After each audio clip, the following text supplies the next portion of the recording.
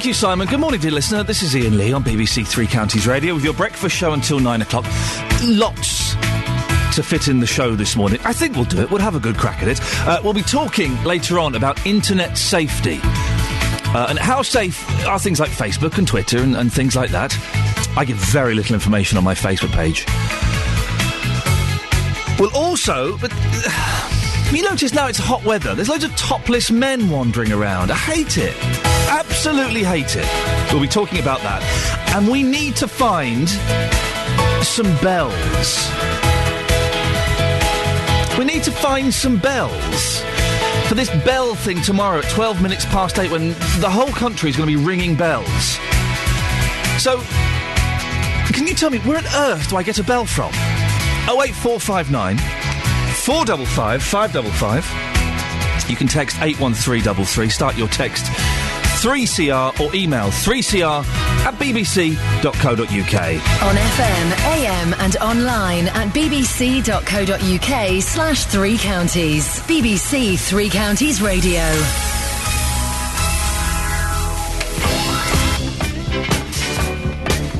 Yeah, there's like a party going on and stuff. At 6 in the morning. I don't want to sound too cheesy, but I do have train news. They're singing about imagine an actual love train. Oh, that would be unpleasant. I wouldn't want to see that going on.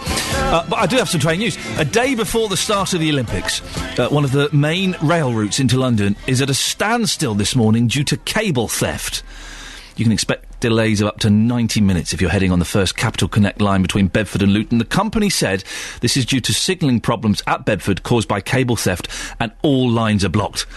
There's a replacement bus service between Bedford and Luton. If that affects you this morning, could you give me a call? 08459 455 555 and just let me know how big a problem that's being for you. We'll chase that up a little bit later on. Now, this is an incredible story. The Olympics, it sort of starts properly tomorrow, but it kind of started last night, didn't it, with the football. The London 2012 Olympics... By the way, I was going to take my little boy to see the Olympic flame. We were going to drive down to North London, because we've got friends who live there, and we thought we were going to have a little look and show my little boy. And we got there, and he'd fallen asleep, and could not wake him up. So he missed it. The London 2012 Olympics has begun, and it started with an official apology from the Games organisers after the flags of North and South Korea, two nations that are still technically at war, by the way, got mixed up. It happened at the women's football in Glasgow as the North Korean team walked onto the pitch with the South Korean flag mistakenly displayed on the big screen. The team walked off and refused to play until the right flag was found. The match started over an hour later. We can get more of this from our reporter, Gavin Lee. Of all the flags to mix up, Gavin, two countries still at war. I know. I mean, every time the images come back on the television, I'm sort of covering my face with my hands. It just as a British person, I think there's 7 years here, and since Boris Johnson was standing in Beijing, making all sorts of speeches, coming up with different words for ping pong, which I thought, come on, I hope we do a better version of this. And so much preparation, all those people have put so many hours in, so many weeks and months to make sure this is right, especially for the opening ceremony on Friday. And it was a genuine mistake, according to a London 2012 spokesperson. It was a video package about North Korea that as the players, the women, were about to step onto the pitch at Hampden Park in Glasgow, the South Korean flag was the one on this video package on the big screen. And the group that produced it is an outside organisation, we're told. It's not yet been made clear who was behind the video, so they haven't been publicly flogged yet, but this same group have put together every single package. Goodness. So I think what's to come, so you bet every single one will be checked today. And you think about all those fans in the stadium as well. They were not told what was going on until just before the hour that was up, when players came back on. They were told that there was a problem technically behind the scenes, and that was it. So many of the fans didn't know, so a portion of the crowd booed both sides as they came on. That's incredible, keeping a stadium in the dark. It doesn't send out a great message, does it, about the UK's ability to host the Games? No, I think the frustrating thing is, the organisers and those who have spent so long trying to get this right, on day one there is this controversy, and the two flags are nothing like each other. I imagine whoever's behind it, just put Google search images on Korea, found the first one. And diplomatically, it's a scenario where the game's organisers must cringe about you having to apologise to a closed-off communist country. Britain is consistently condemning North Korea for its alleged nuclear proliferation. It deals with North Korea at arm's length, and it's a forced conversation it doesn't need to have. And I've watched CNN and ABC in the US this morning, and you can bet globally this is news that's being spoken about, not the sporting action. Yeah, let's wind up a country that's got nuclear capabilities, shall we? That's a good idea. Reflecting the sport on the field, a winning start for Team GB with the women's football team, and it's men's football today, isn't it? Yes, I think the women's team, first of all, completely outplayed and were extremely impressive against New Zealand. 1-0 win was quite deserved. They are, I think, in contention for a medal at the moment. A lot of people are saying Hope Powell, the manager, has put together a really strong side, and the teams to beat are Brazil and the US. However, I said to you yesterday that this was a record crowd, 38,000 people. Now, this is what we were told by the organisers. If you watched it on TV, and for anybody that did, it was half empty, wasn't it? It was a bit odd how the stadium just did not look full. It turns out it was an error with the ticketing, and there were 25,000 people. So there were plenty more tickets for more people.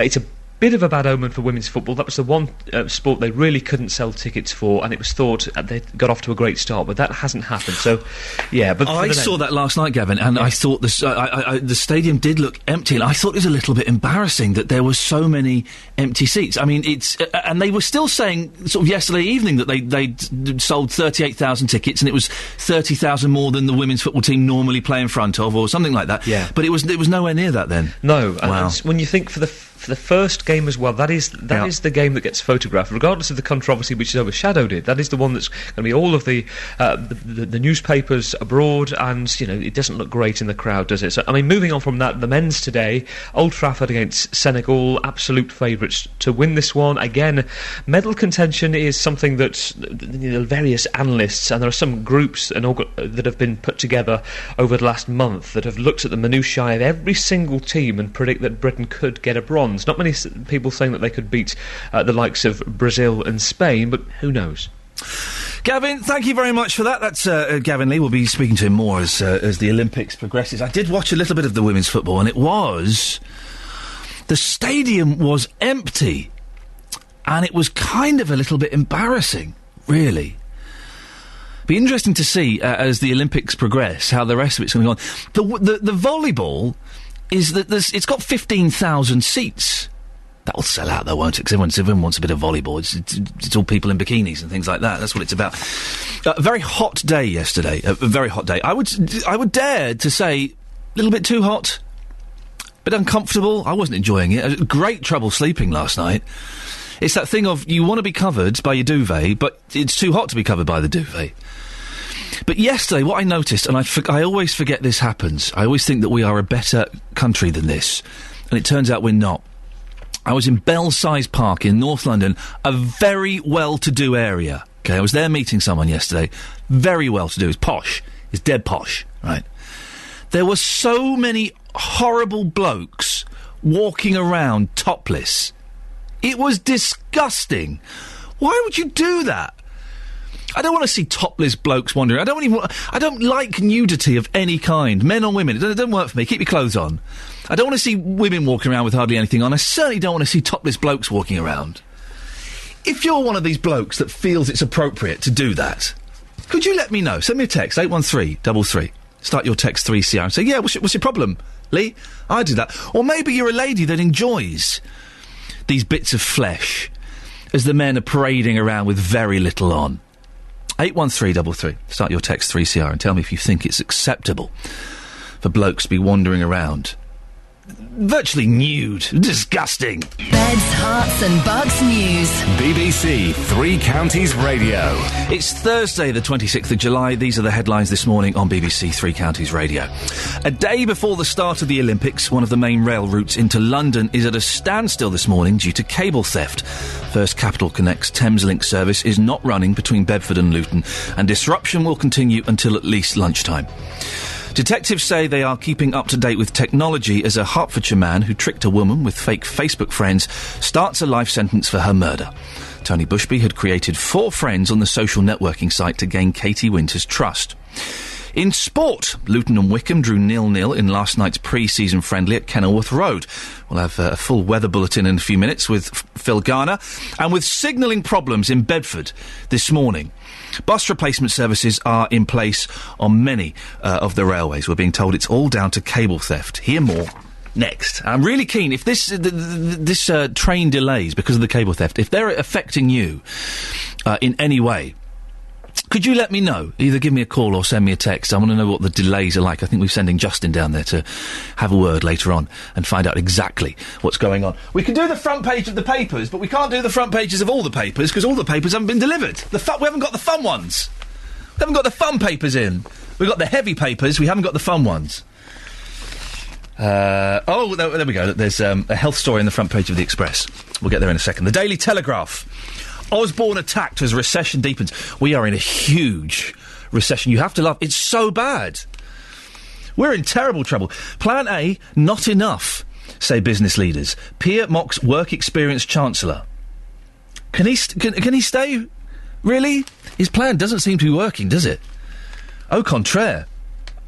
And there's a picture of the Team GB, the women's football team, celebrating their 1-0 victory over New Zealand.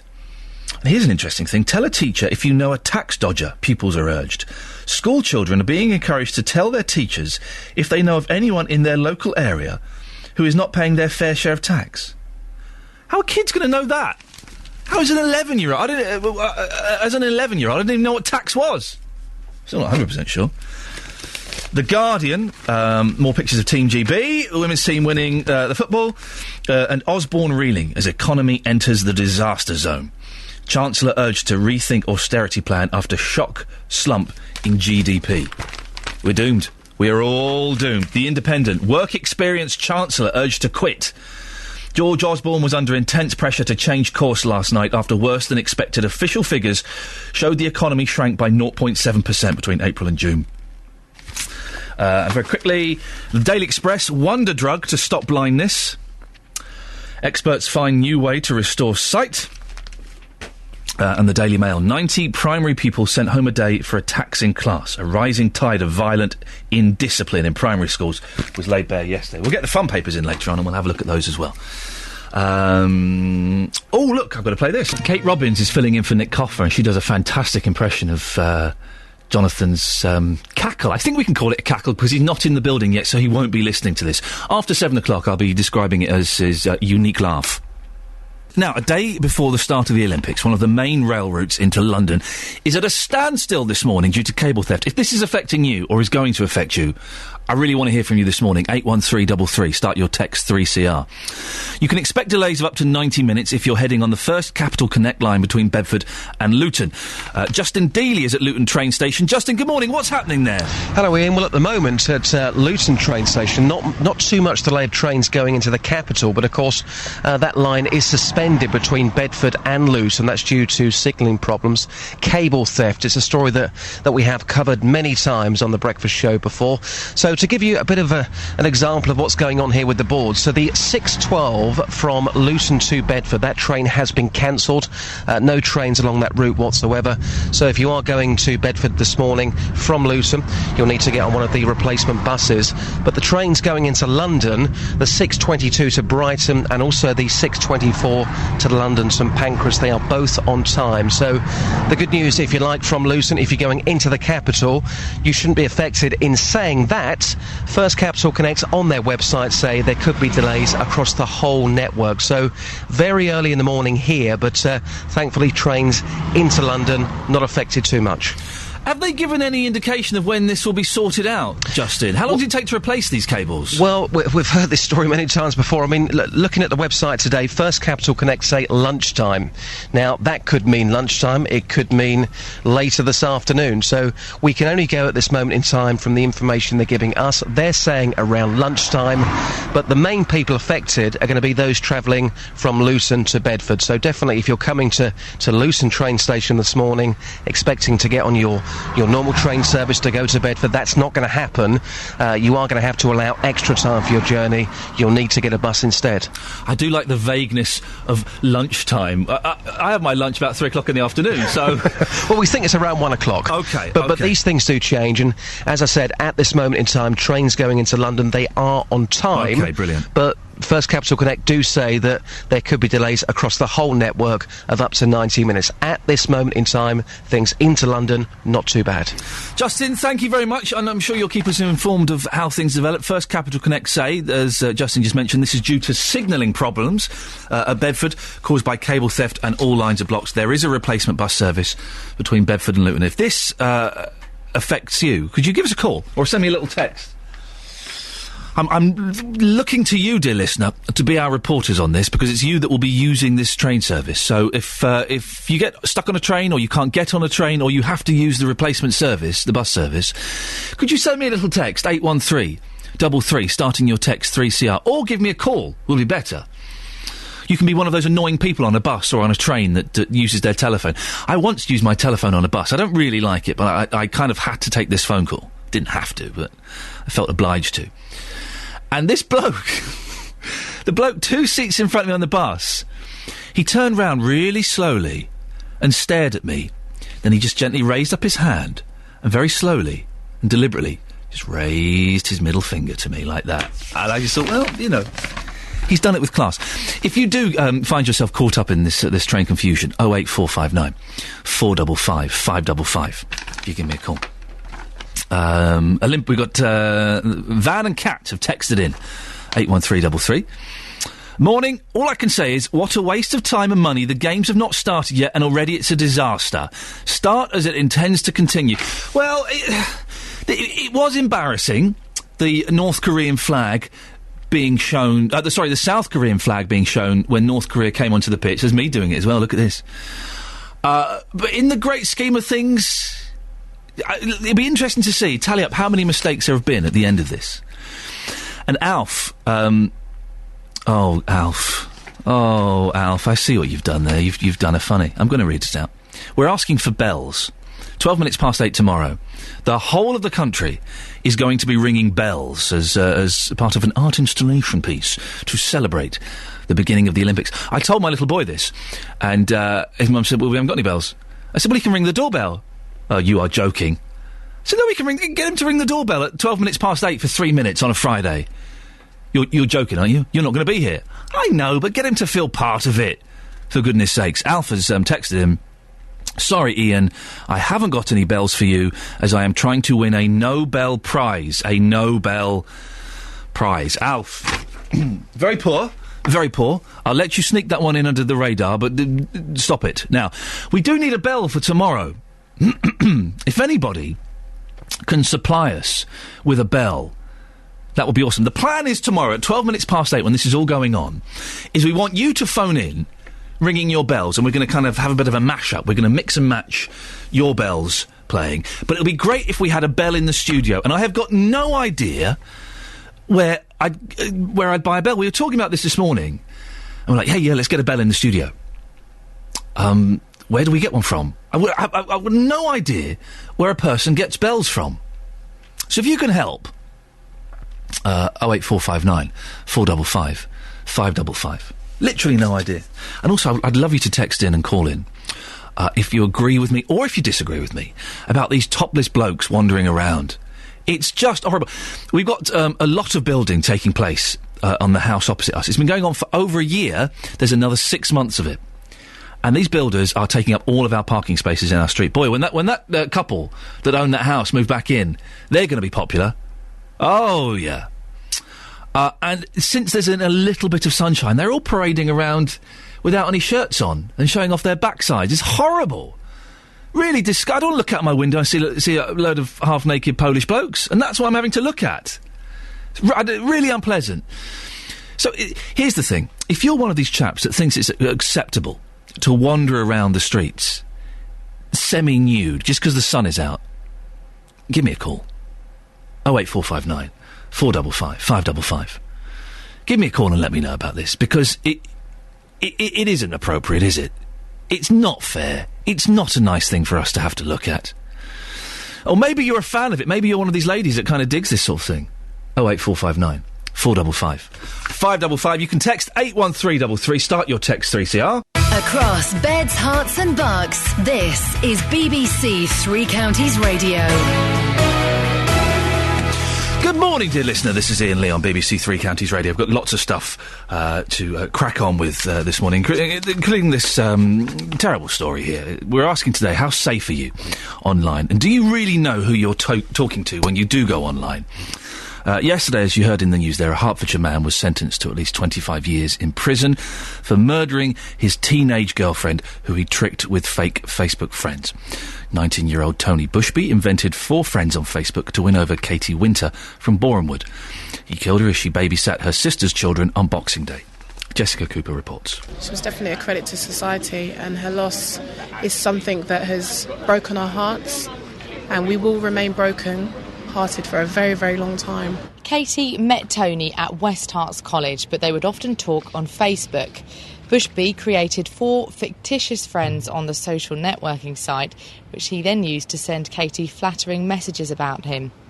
Tony Bushby killed Katie while she was babysitting her sister's children at Sabrina's home on Boxing Day. We will try to learn to live with it, but we will never, ever, ever forget it. You know, he's a monster. He is an absolute monster. The morning after Boxing Day, Katie's mother, Joy, found her in a pool of blood. As I'm numb with grief and pain. The memory is constantly there. It's not an easy thing to remember, but I've got to live on. We can assume, there's areas where you can think it's one thing. It looks like it may be something to do with a sexual thing. Maybe he's a deviant, but at the end of the day, nobody knows, only Tony Bushby knows why he's done it. That's Katie's Auntie Faye, who doesn't know if they'll ever get the answers they need. Katie's friends said she fell in love with Bushby. They had a secretive relationship and would meet in secluded parks in Woodland. In court, the prosecutor said Katie was tricked over a period of time into believing that she was in contact with Bushby's friends. The made-up Facebook friends were called Dan Tress, Sin Darwin, Shane Ploon and Crystal Stangard.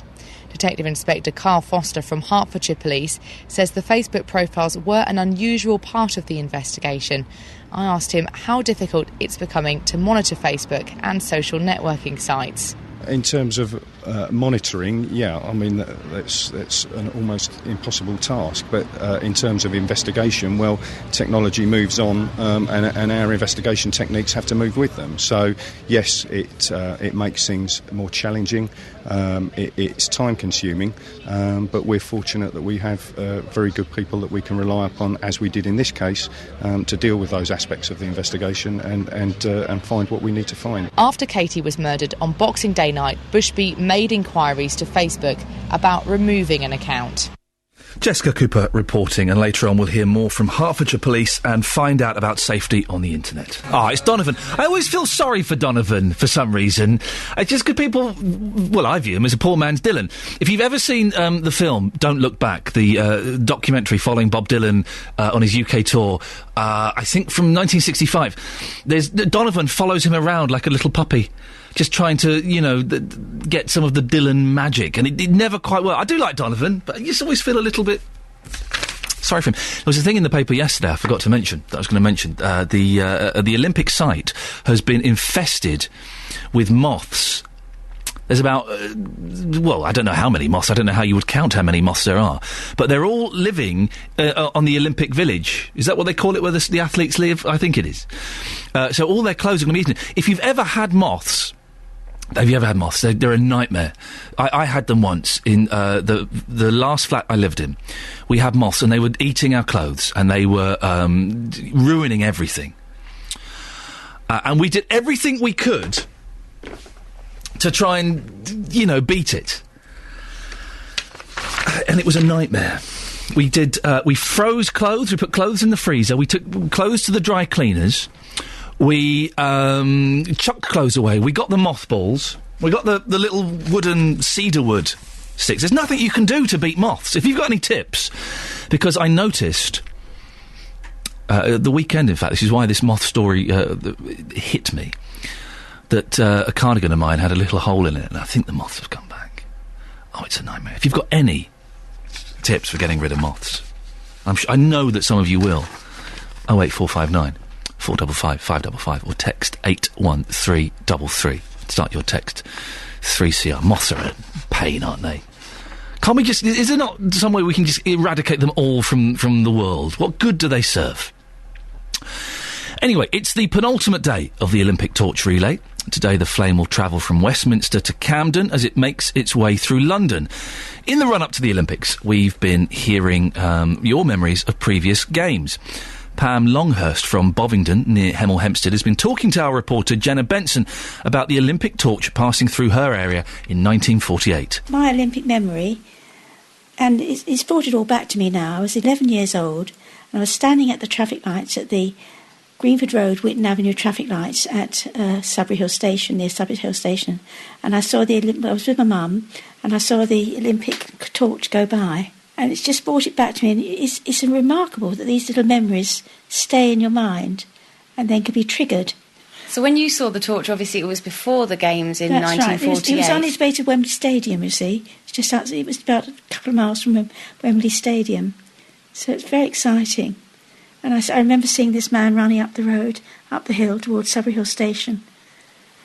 And what about the crowds? Were a lot of people gathered? Not that many, no. I mean, there was a few of us there, but not that many, because it was 1948.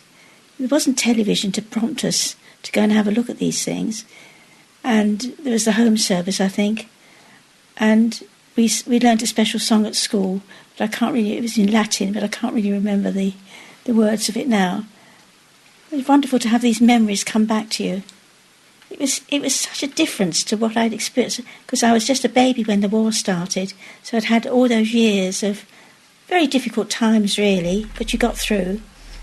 And then all of a sudden see something cheerful, something exciting, and for the future, really, a difference. It was very good. It's Pam Longhurst there, sharing her memories of the Olympic torch passing through her area in 1948. And tomorrow we'll hear another Olympic memory from the three counties. More kids should be made to learn songs in Latin. That's what's wrong with this country.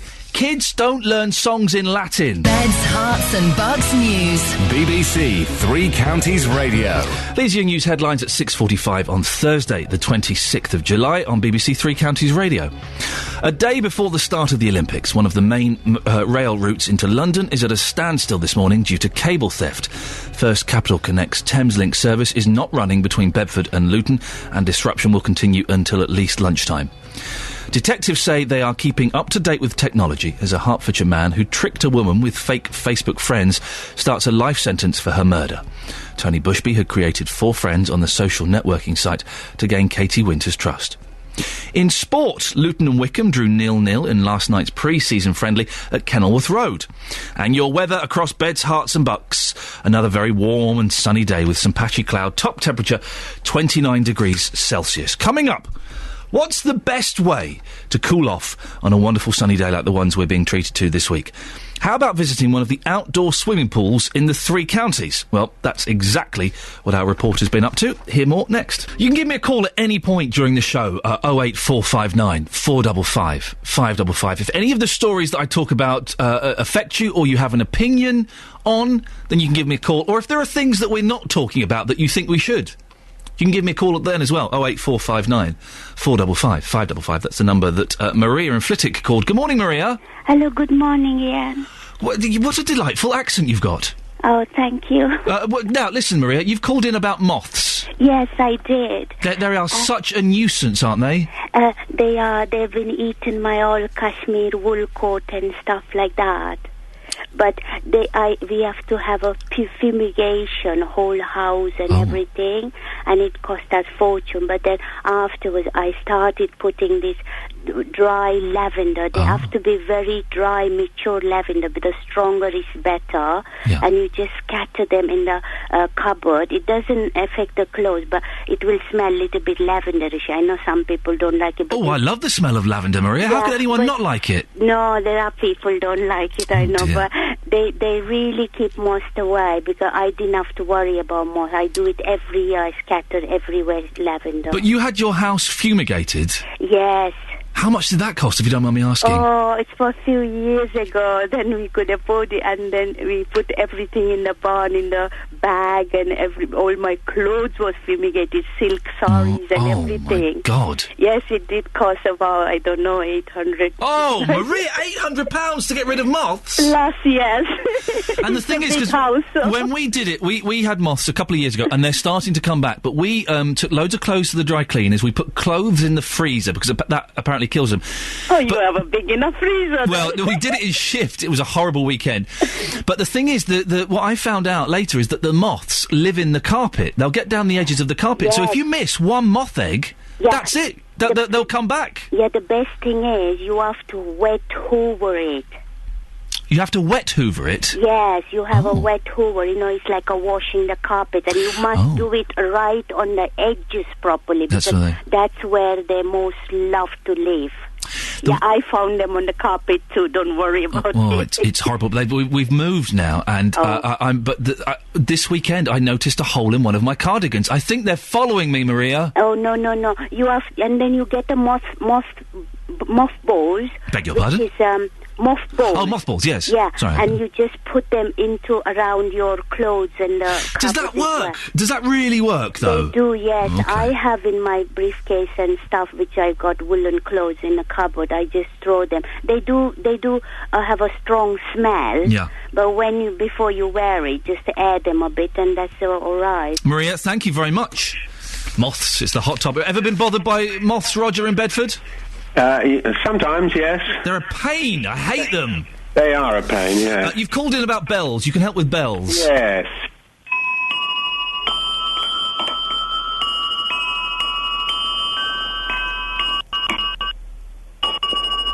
There's some bells that I inherited from my mother. They must be about 100 years old now. Fantastic. They sound wonderful. Can I ask, Roger, why did your mother have bells? I have no idea. So she wasn't a bell ringer or anything? No, they're just little bells you hang up on a bar and hit them. They sound fantastic. Yeah. Are you going to be joining in with the bell ringing tomorrow morning at 12 minutes past 8? The whole country is being asked to ring bells to celebrate the Olympics. I thought I might just have a go. Oh, Roger, can we give you a call tomorrow to have a little listen on air? Yes. Would that be okay? Yes. Okay, listen, before you go, Roger, you can help me, and we will speak tomorrow, you can help me with one thing. The next story I'm about to do is about outdoor swimming pools. Is the word pronounced Lido or Lido? I always pronounce it Lido. Roger, thanks very much. Speak to you tomorrow morning. I genuinely don't know. That's now the official. Roger is the official pronunciation expert for BBC Three Counties Radio. What did he say? Lido. Did he say Lido or Lido? I'm confused now. Lido. It's so confusing. It's going to be another scorcher today. Temperatures are set to hit 28 degrees Celsius in parts of the three counties. A million miles away from last week when we were talking about torrential downpours angering allotment owners. What better way to spend a hot summer's day than at a Lido? Yeah, thank you, Roger. An outdoor pool. There are two within 3 miles of each other in one area of Bedfordshire, so we sent our reporter, Sophie Solaria, to take a dip. So we've just arrived here to Woburn Lido. It's absolutely teeming with people. The sun is out. It's about 30 degrees heat. You can see hundreds of children, mums, nans, all enjoying a picnic, enjoying the poolside, just enjoying life in the summer. It's something we've been wanting for a long, long time. A long time, probably about 6 weeks And now. it's only just here, but it's here indeed. Sir, what's your name? Yeah, I'm Ray Sutton. Yeah, I work here at the Woburn Lido.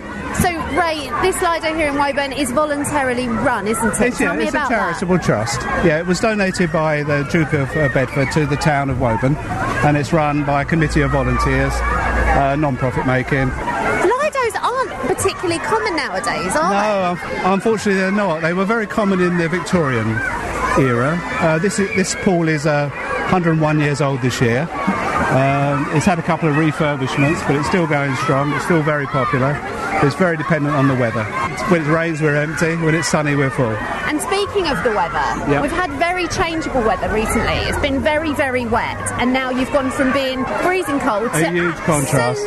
Absolutely. How have you coped with this contrast? Well, very well, I think. I hope. Yes, it's quite nice to have a few people in here. It's a very long, boring day when you're sitting here on your own. We've had many of those days over the last month. But the last 3 days have been wonderful. I think this is the biggest day we've ever had so far. How many are here today, do you say? Well, it's very difficult to say, but there's about 80 in the pool now. There's probably 100, 150 people on the grass and the surrounds. Speaking about the lack of Lidos, there's very few in the country, yet there are two within miles of each other. Well, there's one up the road. there's actually 3 within the Abbey, and they were built by the Duke of Bedford. So they're all linked? For his staff, all these 3. Yeah, there's one actually, but in the Abbey itself. There's one at Eversholt and Usk. My name's Lubin from Bedford. And you've come out, your sunnies are on, your clothes are off, you're enjoying the Lido, are you? I am indeed. I've walked my daughter and her friend down and to enjoy the open air pool, and which are many few around in the country. So yeah, great day for it. So what attracts you to a Lido then? More than anything else, just down the road, rather than going to catch an EasyJet flight from Luton to Magaluf.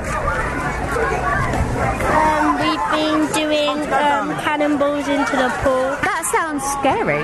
How happy are you that it's sunny now? Really happy, because it was raining before. We will have no bombing in the pool area, for goodness sake. Sophie, thank you very much for that. We'll find out more about Lidos later on.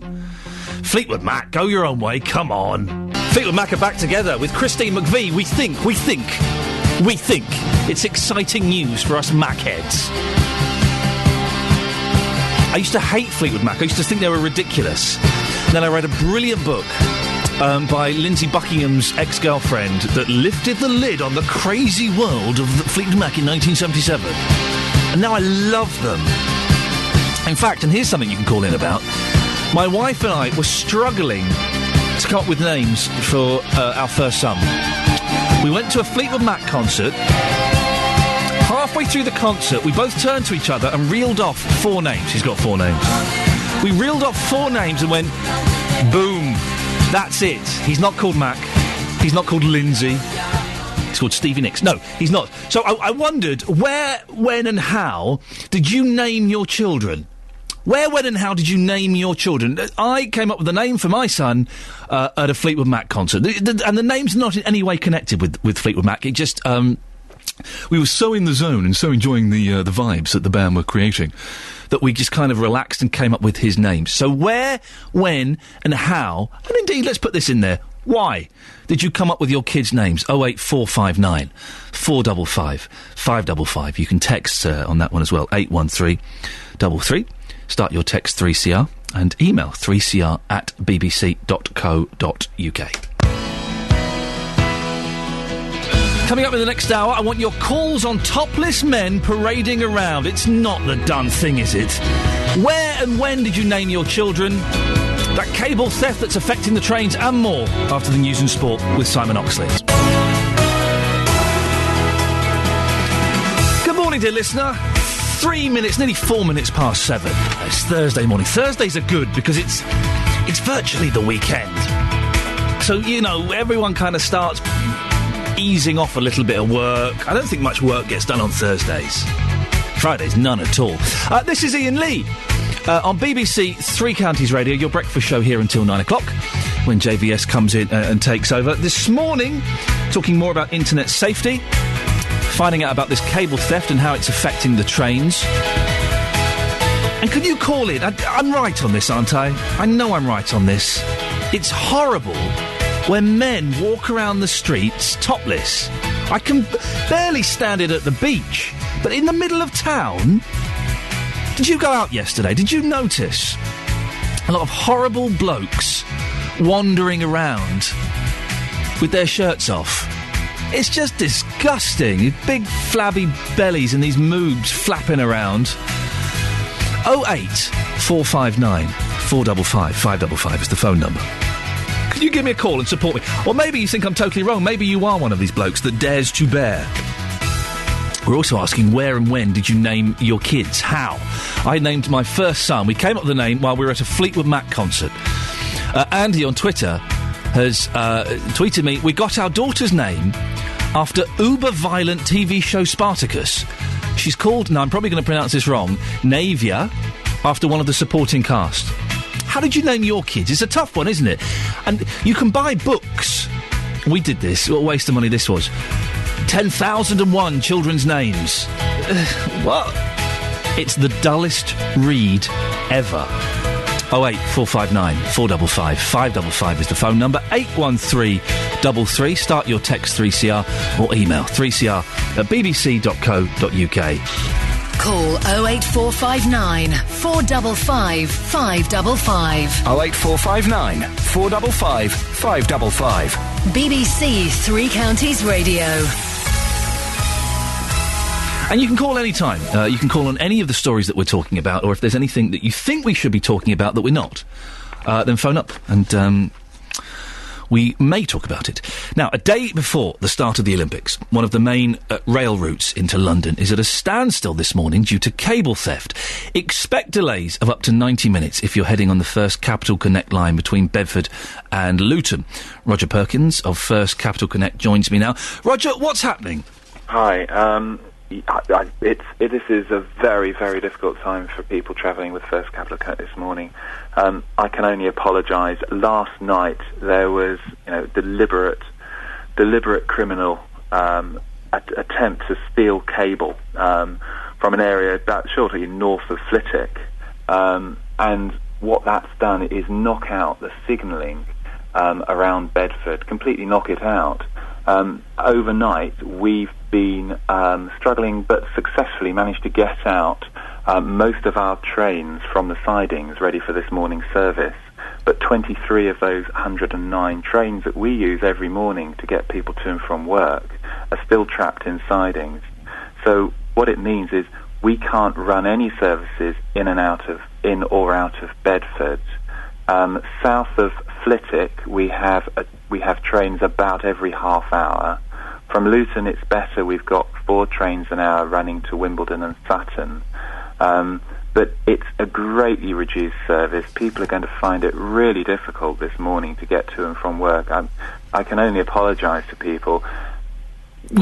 Yes, please carry on. No, what kind of percentage are you operating on then in terms of stock? How much would you normally have, and how much have you got out now at the moment? Right. Well, in terms of the number of trains, it sounds much easier because it's 20. It's all but 23 of the 109 trains we would normally run. But you've got to add to that the problems we have with not being able to run our trains up to Bedford, turn them around, come back. It completely alters the timetable and makes it very difficult. So in terms of percentage, it's greatly reduced. One of the things we've been trying to do, of course, and we have been doing, is we've been looking to get buses as well, so that people from Bedford, because that's the key advice, is what do you do if you're at Bedford? Well, if I was at Bedford, I would be looking to get across to the Great Northern Route, drive over to places perhaps like Sandy. If you've got a car parking season ticket with First Capital Connect for Bedford, you'll find it's going to be accepted over there as well. Okay. You can use your train ticket on those services, get into London that way. What can you tell us about the cable theft? What do you know? And why would they take the cables? What's in there? Copper? Something like that? Well, the whole point about metal now, and people might have heard this, is that the value of metal has really soared in recent months or years, making cable now a real target for people. What's been taken here is telecommunications cable. There's been certainly an attempt to take it, to the point where large bundles of cable have been physically moved out the way, I understand, in order for them to try to cut through this cable to get it. And, for the criminals, they may think, this is a quick and easy buck, but what they're not thinking about, and of course they won't, will they, is the massive disruption this is causing thousands of people who are trying to use our services this morning. We find it's so frustrating when we plan with a meticulous care. It's a very complicated timetable to get people to and from work each morning. It really isn't. Well, Roger, you mentioned work, but the Olympics starts tomorrow. How is it going to affect people then? Network Rail is looking at the damage now. They have been looking at the damage overnight, and they're working on it. I don't have a time from them yet as to when they're going to be able to have this back up and running. So it could be a problem tomorrow?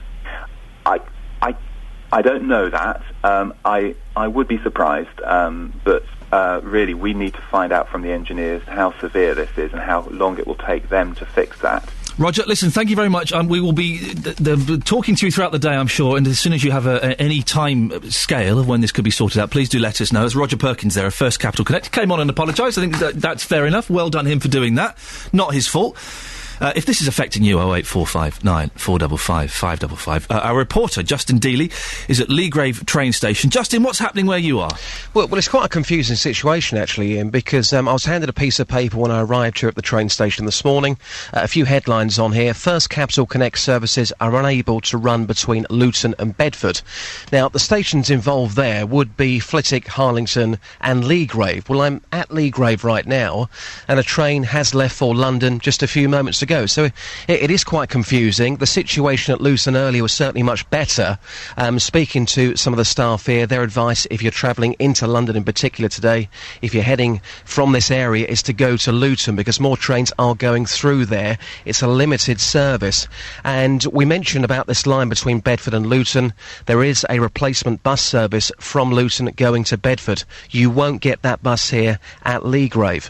Now, at around 10 to 7 this morning, Ian, I spoke to a passenger and, like many, was having a few problems. Well, I've been waiting since 6:35 and 3 trains have come in and no trains have come in, actually, and they haven't actually said anything. So I've come around to ask the officer here, and he said he doesn't know much either. Before leaving home, I actually heard an announcement on the BBC saying that there weren't any trains leaving from Luton. And my husband did suggest I go to Hitchin. But I said, I'll just go and have a look, because sometimes, the news is not updated. But it appears that there is a problem. We just don't know what. See, the information is quite unclear for both yourself and myself this morning, but we are being told your next train will be going at 6:56. We can only hope for the best, can't we? Yeah, we can, because I need to get into work. Do you think that the train network can cope with the Olympics? We are, one day away from the Olympic Games in London. This, of course, is one of the main routes. Can we cope? I think we can, because, to be honest, this year we haven't had that much trouble with the trains. I mean, they've run on time. There's been very few delays. So this year it hasn't been too bad. But last year there were problems. Here comes a very fast train right now. Hopefully your train will arrive on time in a few minutes. Thank you very much indeed. Okay, thank you, bye. And she dashed off for a train in. Thankfully she got that train. That was the 6:56 going into London, which was due at 6:41. So just to kind of recap on this information which I've received this morning, it says here, First Capital Connect services are unable to run between Luton and Bedford. East Midland trains, their services are unable to call at Bedford on journeys towards London, but trains from London can call normally. Trains may be delayed for up to 20 minutes, and also London Midland trains between Bedford and Bletchley will not call at Bedford. So quite confusing. I think the advice today is quite clear. Allow extra time for your journey, because there could be delays across the whole of this network. Justin, thanks very much. Roger Perkins from First Capital Connect, are you still there? Hello, I am. Very quickly, the lady there was saying that there was a lack of communication with the staff, that a lot of the staff weren't quite sure what was happening and when. Is that something that you can sort out? Yeah, I mean, well, yes, of course. Sorry, yes, of course we can. The difficulty is when something like this happens, in the initial stages of the service, early morning, it's difficult to know what we're going to be able to run until we can get that service in place, and then as it becomes more clear in that first 30 minutes or so, we can then update it. So, for example, we do have 2 trains an hour running from Flitwick, and we're going to be updating that information as well on the website, because as you were saying, the message at the moment is that there are no trains between Bedford and Luton. Well, obviously there are no trains in or out of Bedford for the reasons I gave you, but we do have 2 trains an hour from Flitwick. However, I think the advice that I heard your colleague giving, that perhaps go to Luton where there is a better service from Luton, is a good one, or go to the Great Northern Route, places like Hitchin, where you get a much better service into London. Roger Perkins of First Capital Connect, thank you very much. Justin, thank you very much. If this does affect you, and I'm sure it's affecting loads of you, maybe you're in your car driving to another station, maybe you're even considering driving into London or something. 08459 455 555 is the phone number. Give us a call. Let us know how this is affecting you, and let us know what the problems are. It's time for this. Beds, Hearts and Bucks News. BBC Three Counties Radio. These are the headlines this morning on Thursday, the 26th of July on BBC Three Counties Radio. A day before the start of the Olympics, one of the main rail routes into London is at a standstill this morning due to cable theft. First Capital Connect's Thameslink service is not running between Bedford and Luton, and disruption is likely to continue until at least lunchtime. Detectives say they are keeping up to date with technology as a Hertfordshire man who tricked a woman with fake Facebook friends starts a life sentence for her murder. Tony Bushby had created 4 friends on the social networking site to gain Katie Winter's trust. In sport, Luton and Wickham drew 0-0 in last night's pre-season friendly at Kenilworth Road. We'll have a full sports bulletin with Simon in 15 minutes. We'll also get the weather in a moment with Phil Garner. And coming up, we're investigating internet safety this morning after the tragic story of Kate Winter. Next, we speak to Hertfordshire Police. I'm asking, is it ever acceptable for men to walk around topless in town? And if Jonathan Vernon Smith is listening, Jonathan, first of all, A, can you stop doing it? And B, this should be your phoning topic at 9 o'clock. This will get them calling in. We've got Coral on Twitter has said, men who take their top off in the street, it's the worst thing ever. Can it please be made illegal? It is just horrible. I was in a very posh part of London yesterday, Belsize Park, don't you know? And there were just loads of people walking, loads of blokes with their tops off, with their horrible flabby tummies and their moobs, and one nearly touched me. I don't want to touch. I don't like naked people at the best of times. I don't want to touch a naked, sweaty man in a hot day. It was horrible. Please put your tops on. We don't want this. We're also asking where and how and why did you name your children? I named my first son at a Fleetwood Mac concert. We didn't christen him there. That would be weird. We've got some text in on this. Leslie in Bedford has texted 81333, starting her text 3CR. I was a big fan of the TV programme Happy Days. No, I didn't call him Fonzie. Here we go. This is good. My hubby at the time loved Black Sabbath, so we compromised on the name Richie, as in Richie Cunningham and Richie Blackmore. That's brilliant. How many people can say I'm named after Richie Cunningham and Richie Blackmore? I just started following Henry Winkler on Twitter. I've met him. He's one of the nicest men in the world. He was over about 6-7 years ago doing his first pantomime over here, which I think he does pretty much every year now. And I did a little filming thing with him, and I said, please come on my radio show. He said, Ian, I'd love to. I would absolutely love to. I just sorted it out. We never heard from him again. I thought, he was being all show busy. Then one evening, I was doing the show, and we got a phone call. My producer came on and said, the Fonz is on the phone? I said, what? And it was the Fonz. The Fonz had phoned up, and he said, Ian, I'm really sorry. I just have been too busy to come on your show, but I'm at a restaurant now. I've just had my main. I'm waiting for dessert, and so I thought I'd phone you up. What a nice man the Fonz is, Henry Winkler. Barry in Stevenage says, I was in the public house the other day. That's a pub. When I heard a customer say how proud he was to have named his child after St. George's Day. Oh, God. Such an idiot. I trust you lot, and then you send me in rubbish jokes. I was in the public house the other day when I heard a customer say how proud he was to have named his child after St. George's Day, and another customer say how proud he was to have named his son after St. Andrew after St. Andrew's Day, and another customer said he'd named his son Pancake. I love it funny, right? I'm trusting you, dear listener, to be my eyes and my ears out on the street. I'm asking for all this information about the trains. I'm asking about where you named your kids, about topless blokes, and you're sending in rubbish jokes?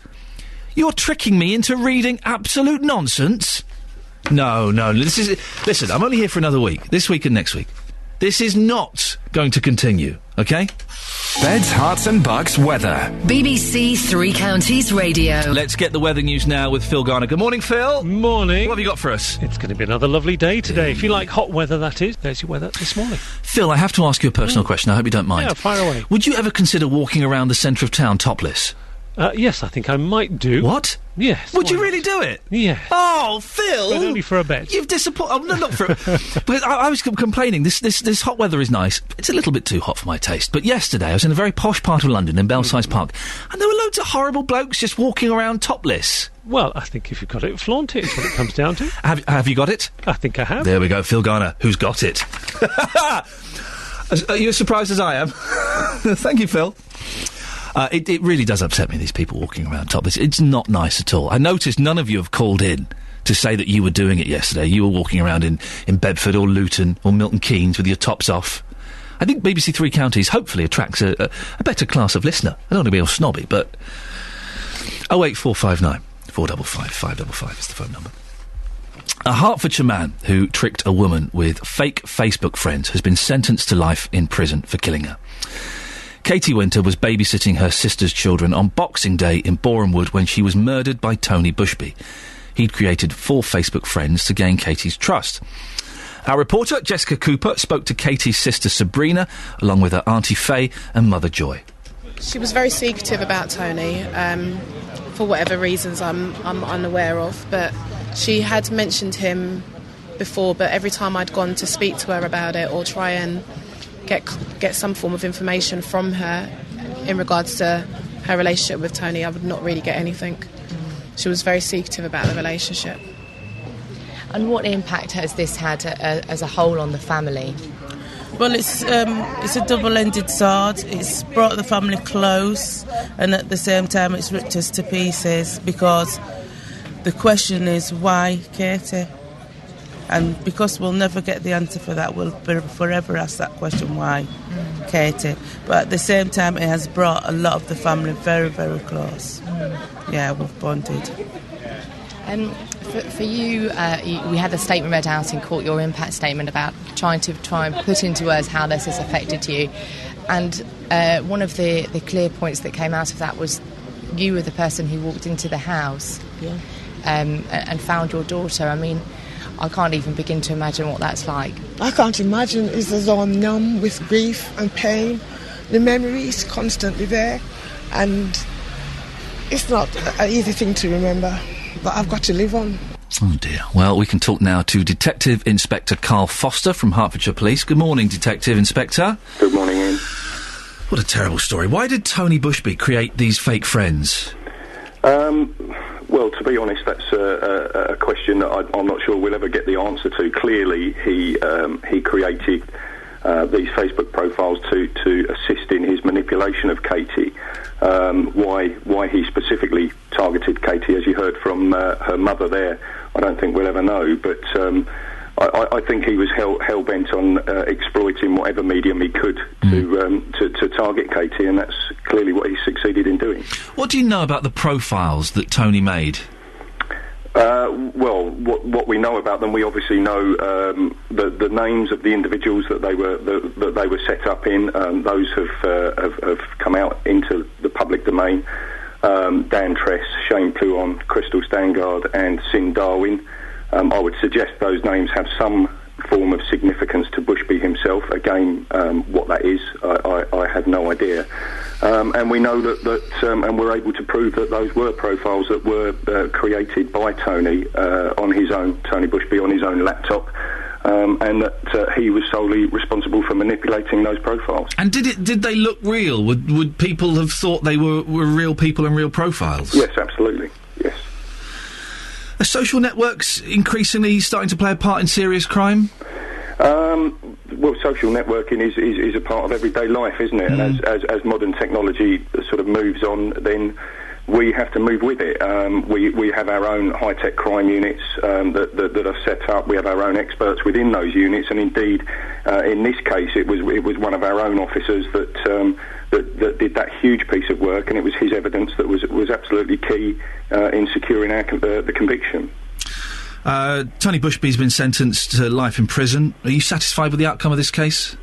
Well, as satisfied as you can be when you're investigating a murder, yes, absolutely. He is a very dangerous individual. He needs to be behind bars, and I'm satisfied that the general public in Hertfordshire are safer as a result of him receiving that sentence. Well, listen, thank you very much for coming on the air, and thank you for your hard work in this case. The police kind of get a knocking, and sometimes you can see why, but then they do things like this, and you've got to think, you know, where would we be without them? That was Detective Inspector Carl Foster from Hertfordshire Police talking about Tony Bushby, who's been sentenced to life for murdering Kate Winter. It was a sad story, and you feel... You hear something like that, you can't help but feel for that family there. It always feels odd moving on after these kind of stories, but that's the very nature of this sort of show, and that's exactly what we have to do. We still haven't got all of the newspapers in yet. What on earth is going on? What on earth is going on? We haven't got the fun ones. So I'm going to quickly go... Well, I'm going to quickly go through the papers that we do have. And then I'm going to stop on one because someone called in to ask for a little bit more information about one of the stories that I briefly mentioned. Let's go through some of them quickly if we can. The Guardian. Osborne reeling as economy enters the disaster zone. Chancellor urged to rethink austerity plan after shock slump in GDP. We're all doomed. We are all doomed. The Telegraph. Osborne attacked as recession deepens. Plan A not enough, say business leaders. Peer mocks work experience. And let the games begin.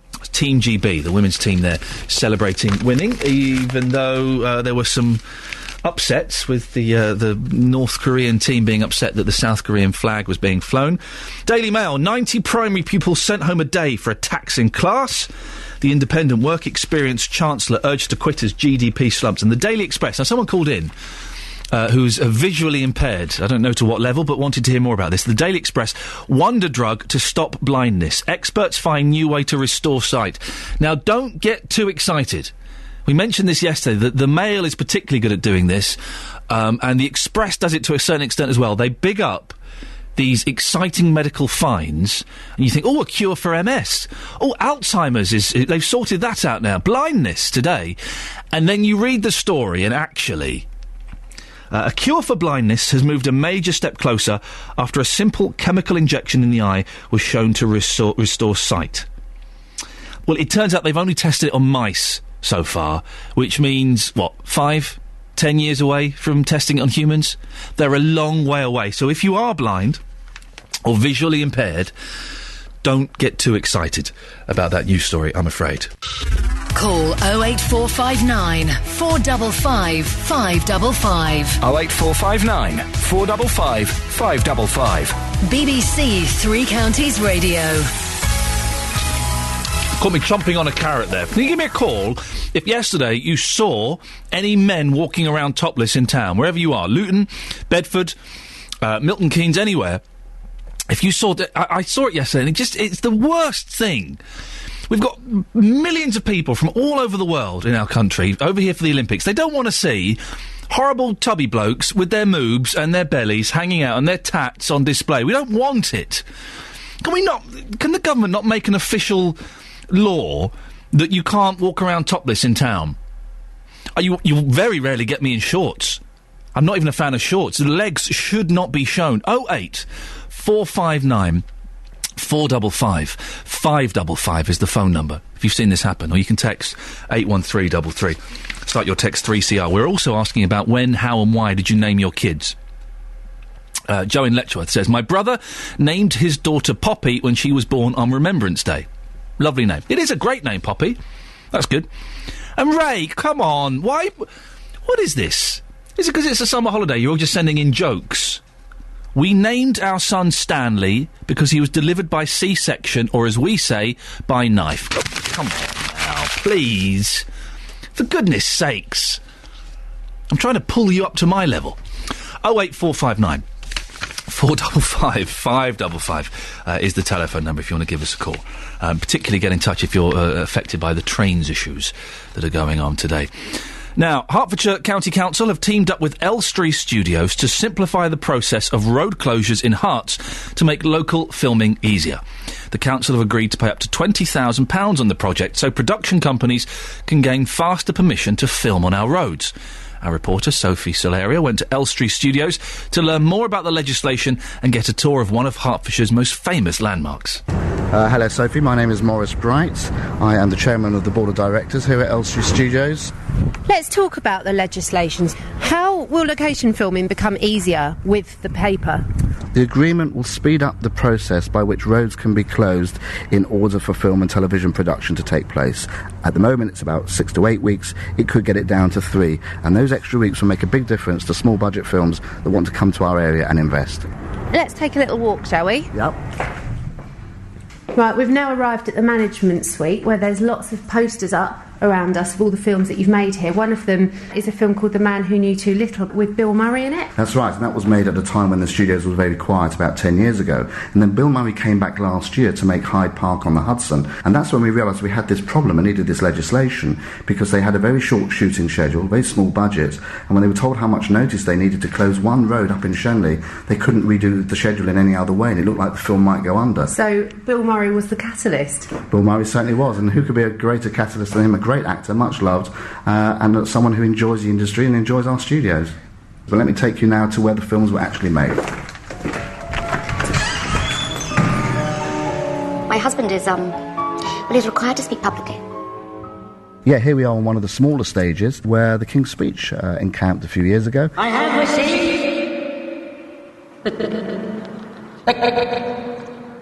The managing director of the studios at the time said, "Maurice, I'll take you round the set of a film called The King's Speech." And I said, "What's that about?" And he said, "It's about a monarch who's got a speech impediment." And I remember turning around to him and saying, "Who the hell is going to go to the cinema to see a film about a monarch with a speech impediment?" So, do you know any jokes? Timing isn't my strong suit. this is Studio 8, which is in the middle. Quite an old-looking stage. It's got a wooden floor with the words tank on it. Yeah. That was the tank that was used in the Indiana Jones film, that famous one, Raiders of the Lost Ark, where they put all the snakes in it all those years ago. They put 6,000 snakes in. When they collected them, they only found 5,000. And for the next 20 years, residents of Hartsmere were very concerned every time they lifted their toilet seats. That was a long time ago now. I don't think that would be allowed nowadays. The difficulty we've got at the moment is we're in Hertfordshire, very busy streets, very busy roads, lots of traffic, quite understandably, getting to and from business. Hertfordshire has wonderful locations, wonderful buildings, but they don't always know exactly when it is they're going to have their shooting schedule. And the current rules and regulations mean they need to give about 6 to 8 weeks' notice before they can film and shut a road down and be able to film on location. And the idea of the legislation is to say, look, we can cut out some of that bureaucracy. How hard is it to get this agreement? Well, you've only got 1 day a year to get private legislation through, and so the art of doing this correctly is to get your members of parliament on side, make the case to local residents that this is a good thing for the area, so you get no objections. It's going to cost about £70,000. The money's been put up by Elstree Studios, by all the local authorities in Hertfordshire, and by the county, up to £20,000 from Hertfordshire County Council. If there's a shortfall, they'll fund the shortfall up to £20,000. Is £20,000 a good use of money to get that road closed a few weeks sooner than it would anyway? Well, very much so, because if you're talking about the majority of films being made in, say, Elstree, low-budget films, so every penny counts. And if a studio's and a production facility knows it's going to be held up or can't get permissions quick enough, they'll take their money elsewhere. You only need to lose 3 or 4 of those films a year, £15-20 million, you lose a load of income. £20,000 is very small in the general scheme of the whole of Hertfordshire, just to assure our place, to continue our reputation as being one of the finest counties for film and television production across the whole country. Well, a consultation is open from the 16th of July to the 31st of August, and anyone with a specific interest or concern regarding this proposal is invited to look at the draft bill and get in touch to discuss their views. The easiest way to do this is by viewing the consultation online at heartsdirect.org/consultations. OK? Talking about kids' names, when and where did you name your kids? When I was born, my 3-year-old sister's favourite programme was The Wooden Tops. Google it if you're under 40. I guess I should be grateful they named me Jenny rather than Spotty Dog. I think it should be compulsory. Oh, here we go. This is then going on to topless men. I think it should be compulsory for all men who look like Shamar Moore to go topless whatever the weather. Now, I've never heard of this Shamar Moore. Apparently he's a very buff-looking gentleman. Shamar Moore. He should go topless whatever the weather. Any man who doesn't should save their nudity for those who love them regardless. I don't think you should be naked in the bedroom. Very rarely would I be naked. If I can avoid it at all. Not a fan of it in the slightest. I always wear clothes. Why would you? Men's bits in particular are blooming horrible, aren't they? 08 459 455 555. Have you seen any men wandering around town yesterday, topless? It's such an unpleasant sight. It really... One of them almost touched me yesterday. He brushed past very, very close. He was sweaty, he was horrible. Oh, no. I don't want to see that. I don't want to see that in the slightest. You can give me a call on that. Also, if you're affected by this train disruption that's going on with the theft of some cable, and we'll be finding out more about it later on, but in case you hadn't heard, a day before the start of the Olympics, one of the main rail routes into London is facing massive disruption this morning due to cable theft. The Thameslink service is not running between Bedford and Luton, and disruption is likely to continue until at least lunchtime. That's affecting you. Can you send me a little text? 81333, starting your text 3CR. There's an odd piece in the Telegraph from Alison Pearson, and it's reflecting on the horrible shooting that took place in Colorado. They're calling it the Batman shooting. I find that quite a lazy term, really. And the headline in this Alison Pearson article is, why was a child watching such a violent movie? Now, yes, you could be asking, why was a 6-year-old watching such a movie? Why was a 6-year-old in midnight screening? But the 6-year-old was shot and was killed in this. And from reading this piece, I've read this a couple of times, this Alison Pearson piece. She's almost not quite, it would seem to me, sort of blaming the mum that this little girl was caught up in the gunfire. Now, yes, there is you could ask the question, should a 6-year-old have been going to see Batman? Probably not. It's quite violent. Should a 6-year-old have been at a midnight screening? Well, that's a different question. But the tone of this piece that she's written does sit quite uncomfortably with me, in that it kind of... the implication I get is that she seems to be saying it's possibly the mother's fault that this happened. I don't know. Maybe I'm reading it wrong. If I am, Miss Pearson, I apologise. Have a little look. It's on the Telegraph, page 23. Let me know what you think. 08459 455 555. And you can call in this morning. This is the thing. I'm here this week and next week. And while I'm doing this show for this limited time, you are more than welcome to call in any time you want about anything. If it's one of the stories that we're talking about, would love to get your opinion on it. Or if it's something that you think we should be talking about that we're not quite talking about, then again, you can call in, or you can text in, or you can email at any point. And give us your opinions about things. Beds, Hearts and Bucks News. BBC Three Counties Radio. These are the headlines this morning, Thursday the 26th of July on BBC Three Counties Radio. A day before the start of the Olympics, one of the main rail routes into London is facing massive disruption this morning due to cable theft. The Thameslink service is not running between Bedford and Luton, and disruption is likely to continue until at least lunchtime. Detectives say they are keeping up to date with technology as a Hertfordshire man who tricked a woman with fake Facebook friends starts a life sentence for her murder. Tony Bushby had created 4 friends on the social networking site to gain Katie Winter's trust. In sport, Luton and Wycombe drew 0-0 in last night's pre-season friendly at Kenilworth Road.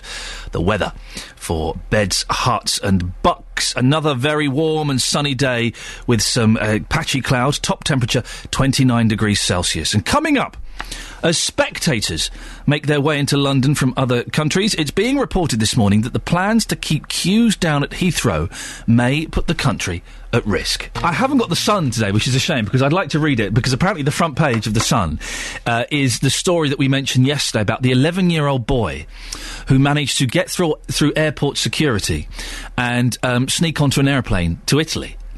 Now, his excuse is, get this is brilliant, right? His excuse was he was looking for a toilet. Brilliant. That's wonderful. Kids coming up with excuses, it's the best thing. Yeah, I was looking for a toilet. So, I left my mum in the shopping centre, went to the airport, snuck through security, got onto a plane and found a toilet there. You are joking. Later on in the show, we'll be going to... This is an interesting thing. It was in the paper yesterday. Bruce Dickinson from Iron Maiden had a go at a fan during a concert because he was on his mobile phone. He was texting on his mobile phone all the way through the concert. And Bruce Dickinson, I'm going to paraphrase because he used slightly fruity language, shall we say, went, "Oi! You! Stop the concert! Oi, you! The bald bloke in the white T-shirt! You've been texting for the last 3 songs, now stop it and pay attention." I think that's wonderful.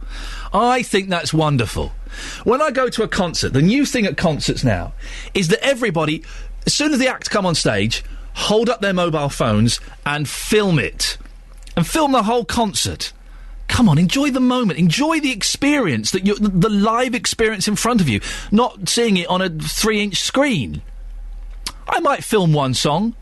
I always phone up a friend and play one song down the phone to them, but that's it. Later on in the show, we'll be talking about modern manners. Later on, should mobile phones be banned at events like that? If you've got a view on that, you can text me 81333. We've got Pat in Luton on the line. Good morning, Pat. Good morning. How are you? Pat, do you know what? I think I'm getting away with it today, just about. What have you got for us? You've called in about trains. Well, this is to do with the trains, yes. But, Pat, can I ask you, is your mouth anywhere near your telephone? Is your mouth and your ear anywhere near your telephone? Oh, am I all right now? You're better now, yes. Have you taken it off their awful hands-free? Oh, that's what can I say? I don't know. I'm an old pensioner now. What?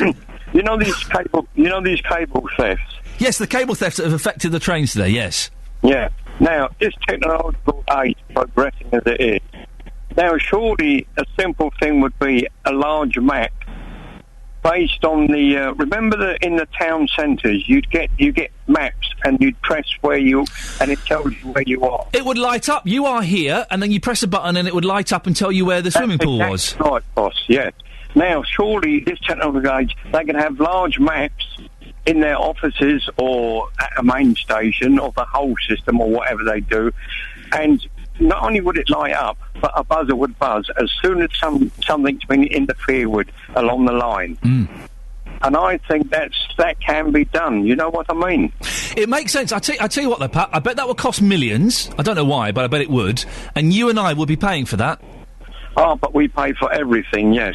But at the same time, if they didn't do it, it still costs millions anyway. Yeah, you're right. So it's costing us all the time for replacement of cables, like. Well, we may be. I'm not quite sure, but we may be speaking to the guy from the train company a little bit later on in the show. So I'm going to put that to him, Pat, and see what he says.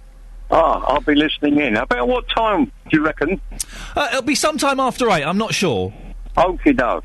Pat, one final question before you go. Yeah. Would you ever walk around Luton topless? Not at my age. Now, that's something I've never done. I used to work on the buildings as a youth, and older, on farms, driving tractors, on building sites and in cemeteries in different places. I'd be topless in the heat. You know what I mean? Yeah. Because in the summer, you can work to keep cool, but in the winter, you couldn't work to keep... No, in the summer you work to keep cool, but in the winter you couldn't work to keep warm. No, you had to work to keep warm. No, hang on a minute. Let me get this right. So in the summer, what's this? In the summer you want to keep cool, and in the winter you want to keep warm. That's right. We got it, Pat. Thank you very much indeed. We cleared up that confusion there. I think I may have planted the seed in Pat's head. I think if you're in Luton today, you might see Pat walking around topless. Something for the ladies out there. 08459 455 555 is the telephone number. If no one has called in to say, yeah, do you know what? I walk around topless. I do it. Do you do it? Are you brave enough to call in and admit that you've done it? Oh, it really makes me very uncomfortable. 08459 455 555. Well, a chap who'd never walk around topless is going to join me on the show now. A day after a 24-hour strike at Heathrow was called off, a BBC investigation has heard claims that efforts to reduce queues at the airport ahead of the Olympics is putting national security at risk. Adrian Goldberg has been investigating for the report, which goes out tonight on Radio 4, and he joins us now. Good morning, Adrian. Ian, how are you? Yeah, right? I'm very well. Very quickly, you'd never walk around topless in town, would you, Adrian? No, go on then. No, you said I wouldn't, so I'm going to back you up. Oh, no. you almost disappointed me there. Adrian, what's been... I don't think my moobs would stand up to the scrutiny. I'm getting them now. I'm 40 next year, and anyway. We're off on a tangent. Adrian, what's been going on with this? Yeah, well, I'm sure you remember, Ian, that earlier this year there were large queues at the arrivals terminals of some of Britain's ports and airports, and that prompted some headline-grabbing fears that when visitors arrive for the Olympics, they'd actually spend more time in the waiting hall clearing customs than they actually would at the Games. And by far the worst delays, certainly in terms of international PR, occurred at Heathrow, which of course is where most overseas visitors to the Olympics will be arriving. And in April, some passengers are waiting up to 3 hours to clear customs, and that prompted the government to act. They had to do something. But what have they done? Because I remember it was incredible. All this, you get all this mobile phone footage going up on the news and stuff, and it just looked ridiculous. What have they done to try and sort this out? Well, it did. It was a PR embarrassment, to say the least. So what they've done, we've established they've hired 500 extra staff to deal with the queuing problem at Heathrow. But, of course, that's come at a price to you and me. We've established they've spent £6 million covering just the Olympic period at Heathrow, drafting in these 500 staff for the Olympics and Paralympic period. And Stephen Taylor from the PCS union at Heathrow, he even claims that a couple who had previously been made redundant and had then retired to South America have now been rehired and flown in, he says, at taxpayers' expense from Brazil.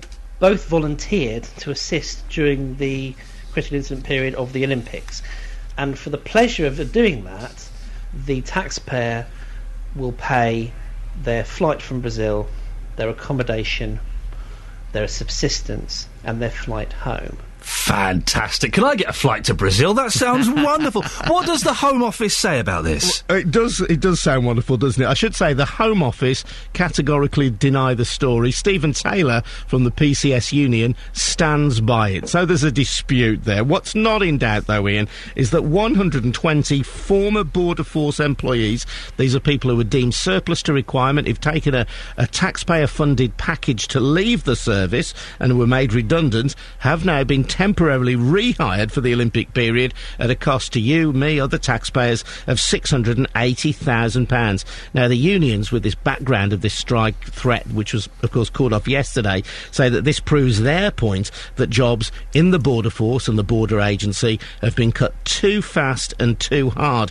The government's planning to cut 5,000 border jobs, around a fifth of the total, by 2015. Well, the main thing I guess we should be concerned with is safety. So what does all this mean for border security? Yeah, well, this is absolutely the heart of the story, and we've been told by immigration that because of the focus on beating queues, staff have been put on immigration control who simply haven't been trained properly. People with maybe just 2 days training compared to the normal 6 weeks. And there are allegations that suspected drugs couriers have been allowed through at Heathrow. And John McDonnell, he's the MP for Hayes and Harlington, which covers Heathrow, he warns that because so many resources are being put simply into beating the queues and getting people through as quickly as possible, he warns that even terrorist suspects could be slipping through either at other ports or at Heathrow, putting national security at risk.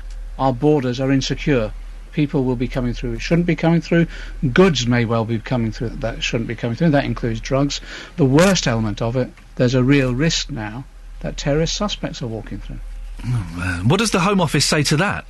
Well, on the drugs issue, they say there have been significant drug seizures at various ports in recent weeks. They say they're transforming the way the system works to deliver improved waiting times, and they say we do have a secure border. Adrian, listen, I shall be listening intently. I'm a big fan of your work. Now go and put your shirt on, for goodness sakes. You can judge for yourself, dear listener. You can hear Adrian's full report tonight, 8 o'clock on Radio 4, and he is a cracking broadcaster. I'm a big fan of his show on 5 Live and in other places where he's worked. And he's one of those people who can ask the questions that you're listening and your toes are curling and you're squirming, going, how on earth is he asking that? He'll do it. It will be a cracking listen. Radio 4 tonight, 8 o'clock. Well done indeed. So, we have yet to get anybody to phone in support of the topless gentleman walking around town. And there must be some of you listening to this who have done it. I can't believe that no one listening to this show right now has done it. You can text in, you can call in, and we will change your name if you want to be anonymous. You can text 81333, starting your text 3CR, or you can call in 08459 455 555. Have you walked around in town topless because it's a bit hot? It really isn't a nice sight for anybody. Or maybe you like it, I don't know. Let me know.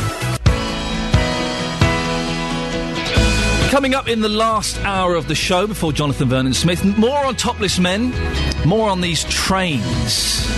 Are the problems with the trains affecting you? Do give me a call, let me know, and we'll speak to you after the latest news and sport with Simon Oxley. Good morning, dear listener. I do wish sometimes that the conversations we have off air we could share with you, but they're just... we would all lose our jobs instantly. This is Iain Lee on BBC Three Counties Radio. Coming up in the next hour, Jonathan Vernon Smith is going to pop in and tell you what his big question of the day is. I bet he's going to steal my line about men being topless around town. I bet that'll be his topic. So you can listen to that. We are asking, have you seen loads of men walking around topless in this heat? It's just... it's really unpleasant. Getting rid of moths. How did you name your kids? The Olympics. And we'll also be talking more in a second about the cable theft that's affecting trains in and around the area. You can give me a call anytime you want. 08459 455 555. Text 81333. Start your text 3CR. This is Iain Lee on BBC Three Counties Radio. On FM, AM and online. BBC Three Counties Radio. A day before the start of the Olympics, one of the main rail routes into London is facing massive disruption this morning due to cable theft. The Thames Link service is not running between Bedford and Luton, and disruption is likely to continue until at least lunchtime. Roger Perkins of First Capital Connect joins me now. Good morning, Roger. Hello, good morning. We spoke to you about an hour ago. What's happening now? Okay, it's pretty much as before. The bit of news I have got is that Network Rail hope they may be able to, hope to have the problem fixed by sort of lunchtime-ish this afternoon, because you were asking, is this going to affect the Olympics tomorrow? So it's looking like it will not. But what we've had, I wanted to start off by just saying a huge apology to everybody who's involved in this and who's finding their journeys into work so hard this morning. I think it is so difficult for people who want to get into work. It's really the last thing they want on a Thursday morning. But what's happened is the deliberate criminal act. Someone's tried to steal cable from an area just north of Flitwick, and that's knocked out all the signalling at Bedford. It means we can't run our trains in or out of Bedford.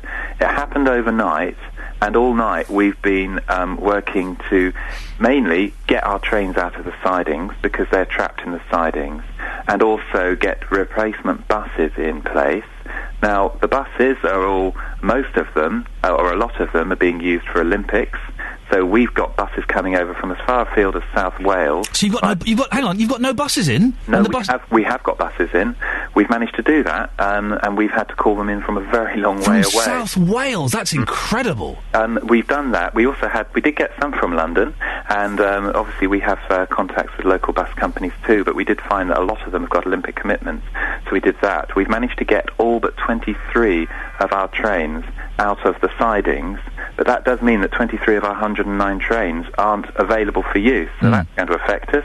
Plus, we can't run in and out of Bedford. So what we've got now is we've got around about a train every half hour running south of Flitwick, to and from Flitwick, between Brighton and Flitwick, and we have 4 trains an hour running between Luton and Sutton St Albans. So that means that south of Luton, you've got about 6 trains an hour.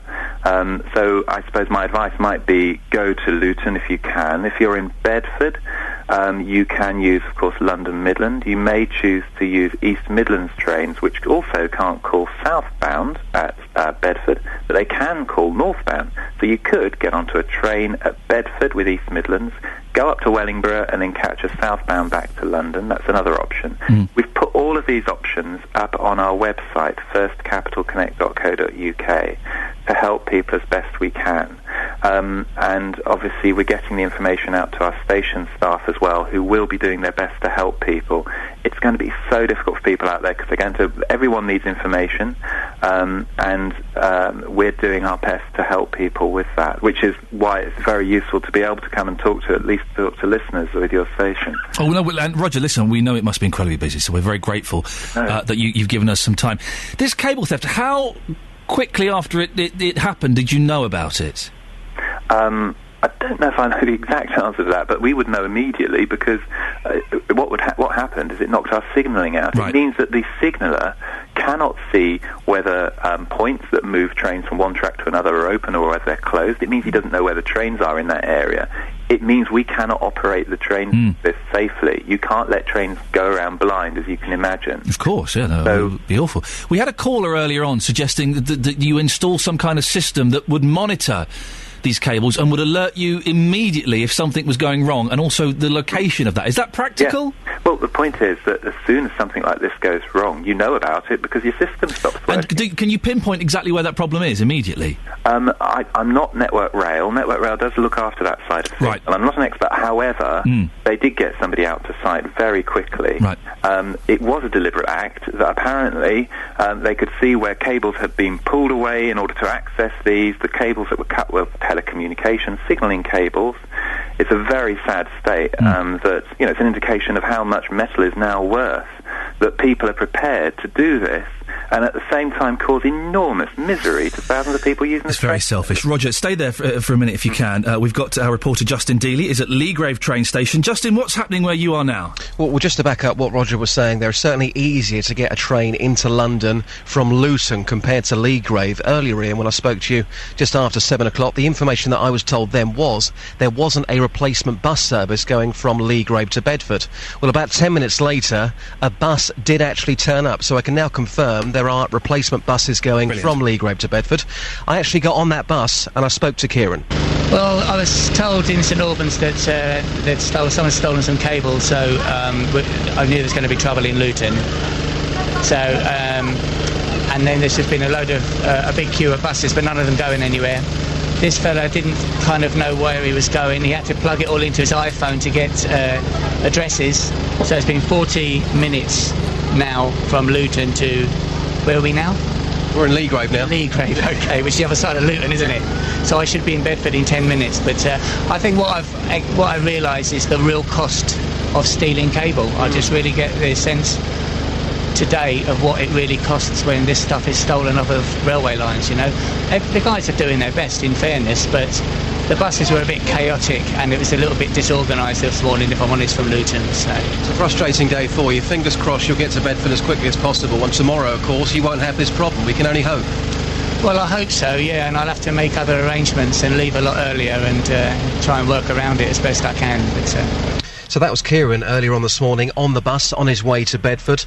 Now, the last train that left for London from Leagrave was at 6:56. That was due to go at 6:35. Now, I spoke a few moments ago to a commuter trying to get into London who was having a few problems.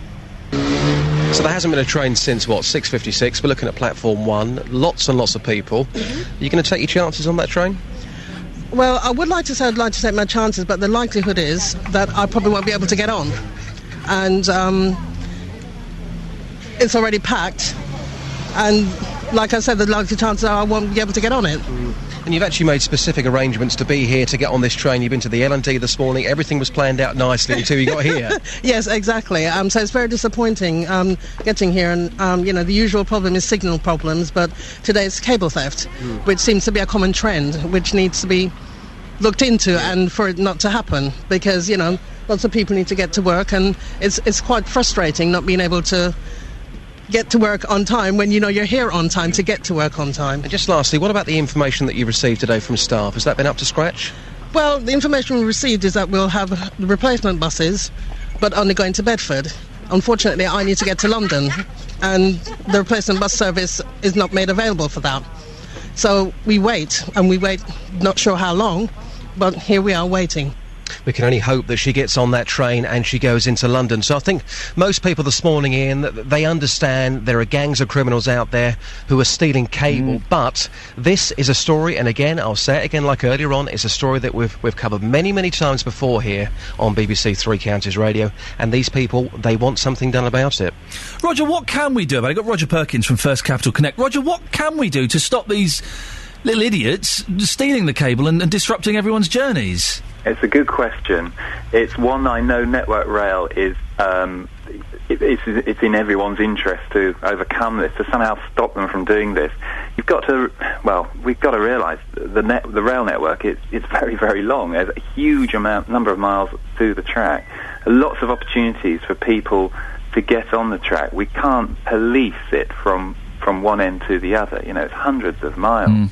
But at the same time, something needs to be done. And I know that the police are working quite closely with Network Rail. I think they're using some quite smart, sort of intelligence-led approach to the policing of it to try to track these people down. And I believe there have been some prosecutions.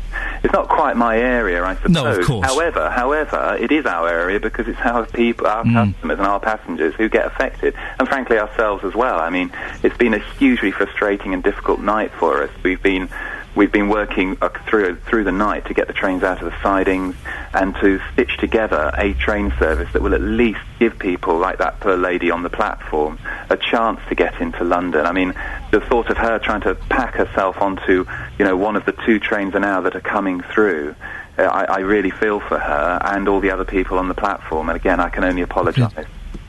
Roger, listen, thank you very much for that. That's Roger Perkins from First Capital Connect. Go off and do what you can to sort this out. And thank you so much for coming on. I know it must be an incredibly hectic and stressed morning, so we appreciate you coming on and talking to us. Justin, go off and have a bacon sandwich or something. I will do. Good lad, thank you very much. Beds, Hearts and Bucks News. BBC Three Counties Radio. These are the headlines this morning on BBC Three Counties Radio. A day before the start of the Olympics, one of the main rail routes into London is facing massive disruption this morning due to cable theft. The Thameslink service is not running between Bedford and Luton, and disruption is likely to continue until at least lunchtime. Detectives say they are keeping up to date with technology as a Hertfordshire man who tricked a woman with fake Facebook friends starts a life sentence for her murder. Tony Bushby had created 4 friends on the social networking site to gain Katie Winter's trust. In sport, Luton and Wickham drew 0-0 in last night's pre-season friendly at Kenilworth Road. We'll have a full sports bulletin in 15 minutes and weather in a few minutes with Phil Garner. And coming up, we all find out how to stay safe online after a woman from Hertfordshire was tricked into trusting a man who'd created different accounts on a social networking site. Don't shrug, Jonathan Vernon-Smith, when I pay you a compliment. You're being all humble there. Jonathan was telling me what happened in yesterday's show, and yes. I wasn't listening. You must today. I'm gonna go and listen. I like to listen to you on the iPlayer because you can fast forward to the. I wasn't going to boring say bits. That, Yes, I know. But yes, you're right. Now, I'm guessing your big topic today is going to be topless men walking through the streets. Oh, well, it was a toss-up. It was a toss-up between that. I mean, you're quite right. It's disgusting. Isn't it horrible? It's the mark of a very common person. It is. You wouldn't get like like Tony Blair going topless, would you? Oh, my word. I think I've just experienced my breakfast again there. One of these men nearly touched me yesterday as I was getting off the tube. He was on the tube, topless. Do you know the worst is when you find them in the supermarket, in the fruit and veg department, and you're there trying to pick up something, and you've got some great big sweaty, hairy man with his top off next to you. It's disgusting. And not that it would be any better. It's never a buff bloke. It is always like a horrible hairy man with the hairy shoulders thing. It wouldn't make it much better if it was someone buff, but even that's unpleasant and probably unhygienic. But it's a little bit better than the tats and the hairy shoulders and the hairy back. Where do you get your top off? Very rarely. Don't take my top off on the beach. Would not take it off No, not in the back garden. On the beach? No, not at all. Why? Why should I? It's disgusting. And I very rarely wear shorts. It is. It's disgusting. You're taking this to a whole new level. I won't wear shorts in this weather. Maybe in my house, but I won't go out of the house in shorts. Really? Yeah. Oh. It's disgusting. It's God's gift to us. We should keep it to ourselves. Really? Oh, my word. Coming up on the big phone in this morning at 9, I'm asking, are you confident the government can get us out of recession? Rather like your topless discussion, to be absolutely honest with you, Ian. You went for that, did you? Oh, well, never mind. Official figures have shown the UK economy is slipping deeper into recession, and the news has prompted more speculation about how effective the Chancellor, George Osborne, really is as he faces increasing criticism of the way he's handling the economy. Vince Cable has now come out and said he'd probably make a good Chancellor, although the Business Secretary insists the government was working well together and there was no need to make changes. But is it really working well? Or do the facts on the recession speak for themselves? Are you confident this government can get us out of recession? 08459 455 555. I'd love to hear your views and your experiences on the big phone in this morning at 9. And if you are topless, I'm guessing they'll jump to the front of the queue. Yes, we prioritise all topless people. Excellent stuff. Jonathan, thank you very much. I shall be listening. Will you? No, you know I will. I'm not walking into this trap every day. I will be listening at some point in the next year to today's show. iPlayer is a marvellous, marvellous thing. Jonathan Vernon-Smith, who is always worth a listen. And I can't always listen because I'm either here at a meeting or I was, elsewhere yesterday. But I will be listening to his Consumer Hour from yesterday. He was telling me what happened. It sounds very, very exciting. We've got some new listeners today. I know that because you've been tweeting me. Stick around after 9 o'clock. It really is a cracking show, and it's well worth a listen. A Hertfordshire man who tricked a woman with fake Facebook friends has been sentenced to life in prison for killing her. Katie Winter was babysitting her sister's children on Boxing Day in Borehamwood when she was murdered by Tony Bushby. 19-year-old Tony Bushby invented 4 friends on Facebook to win over Katie Winter from Borehamwood. Well, how safe are you online? Our reporter, Sophie Soleri, has been out asking some young people in Hertfordshire how well they know their friends on Facebook. I think I know all of them personally. I haven't got anyone on there that I don't know, but there's a lot of people who I haven't spoken to for a number of years. So I'm a youth worker, and a lot of the children that use Facebook are as young as they're 11 or 12, and they have permission from their parents, and many of them aren't aware of the dangers themselves, and they don't protect their children from dangers. Do you know all of the friends on your Facebook? No. How many friends do you have? About 1,500. You've got 1,500 friends? Yeah. Because I've moved countries about 4 times, so I know quite a few of them, but not directly. Like, I haven't met a lot of them. So when somebody asks for your friendship, what's your criteria that you tick in your head before you say yes?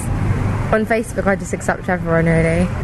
Do you think that raises safety concerns? Maybe to my dad. I don't really mind, though.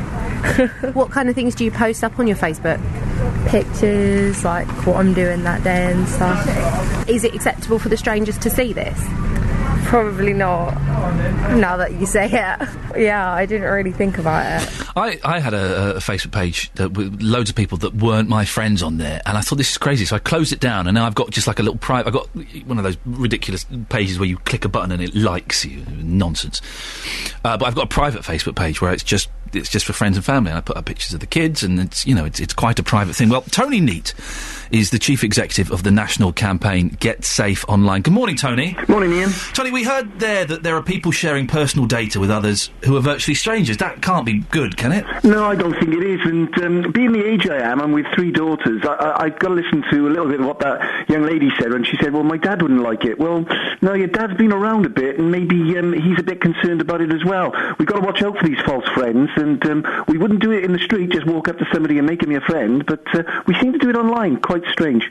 Well, I suppose there's this perception that children need to be especially careful online when talking to strangers, but I guess that rule applies to all of us, doesn't it? Yes, of course it does. And we do tend to build up friends on Facebook, which we wouldn't normally do. And we see somebody else's friend as somebody, or the scam I heard only a couple of months ago, where somebody had been on holiday, but she posted that she was going on holiday to Spain, and then somebody contacted her and said, look, we met in Spain, do you remember me? And of course the person didn't, but that's because the person actually hadn't met her in Spain. She just seen the person had been to Spain. So we've got to watch out for things like that. And 99% of the time, it's not going to be a problem anyway. But when we got the deviants around, like we've heard in this tragic story, then that's when we've got to watch out. But we shouldn't scare ourselves from that. We should just be aware of the different problems that we have.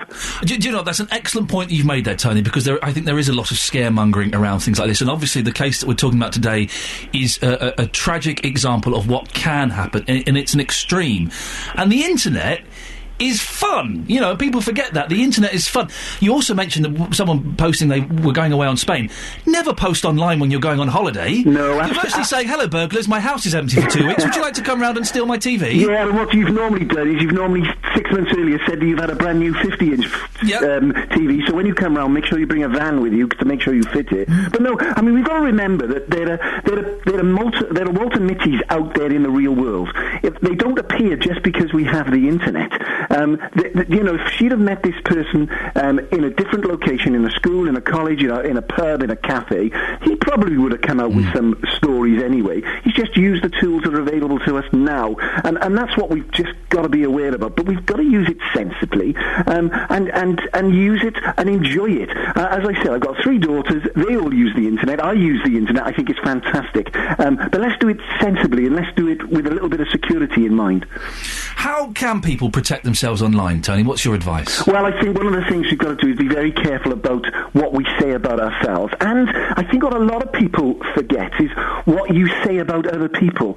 So what are your friends and family putting down about you? Make sure you have a chat with them about, well, I'm not really happy about being tagged in this photograph, or I'd rather you not mention this online.